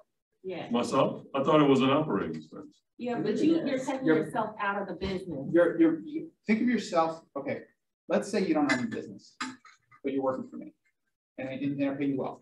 Okay, and the business is. You're an operating expense to business. I understand that. Okay. Now let's say you and I are in partnership.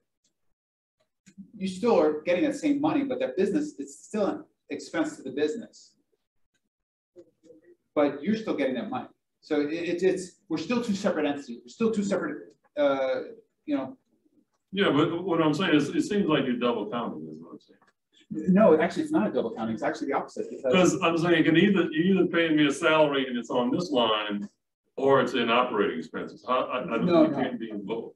No, because the salary is. I'm getting $5,000. So what happens is, do you remember on the very first page, like in your example, if you don't take a salary, you're getting it. You're just getting money as profit. Or if you're taking a salary, you were calling it's basically the same money, but we're just calling it salary or profit. The thing is that if you call it salary, you're paying taxes on it as you're receiving it, which is one thing. You're also getting credit for Social Security. You're also getting, so you also have a predictable, more predictable business. You're talking about a profit distribution. You're talking about a distribution. No, profit distribution is different. That would be the profit, like that. So the money that I get, I make money two ways out of my business. I get a salary as like an employee of the business, even though I own it, and I get a, I get dividends basically, or distribution from the business from profits. So that's what I'm talking about. I got that. So this is your personal salary because we're looking at it from your perspective, not from your business perspective. Above it, we were looking at it from your business perspective. So from your business perspective, can you scroll back up a little? Up toward the top. Okay, great. So your business made this amount of money. Your business had this cost of sale. Your business had this gross profit. Your business had this operating expenses. These operating expenses included rent and marketing and all the things that we talk about in the MREA book, the lead generation stuff, including compensation and salary. And the salary that you're earning here personally. Okay, I got you. Okay. I'm fine now. Okay, I got you. Cool. Okay, I see the profit. Okay, then you added the salary back in because it's all. I got you. Yeah, so look, guys, I know this is great. We're gonna get him back. Yes. But a very good friend of mine allowed us to have him before he gets to his ALC retreat that he spent a lot of money for at Callaway Garden with his top agent that he has to be at to present. I'm not trying to get a call from Andy. Yeah. All right, so thank you, Alicia, for nothing, because I was like, woo. Yeah. So give it up for him, man. Let's give it up. So yes. So how do they? Right, all right. So how do we purchase the spreadsheet? All right. So my phone out now. all right. Yeah. Yeah. Thank you. So to answer your question is I have Prim. I love her name. Prim is a cyberbacker from the Philippines. She set up a Google form where I was going to ask invite you guys to go ahead and sign in and give me some feedback. We both on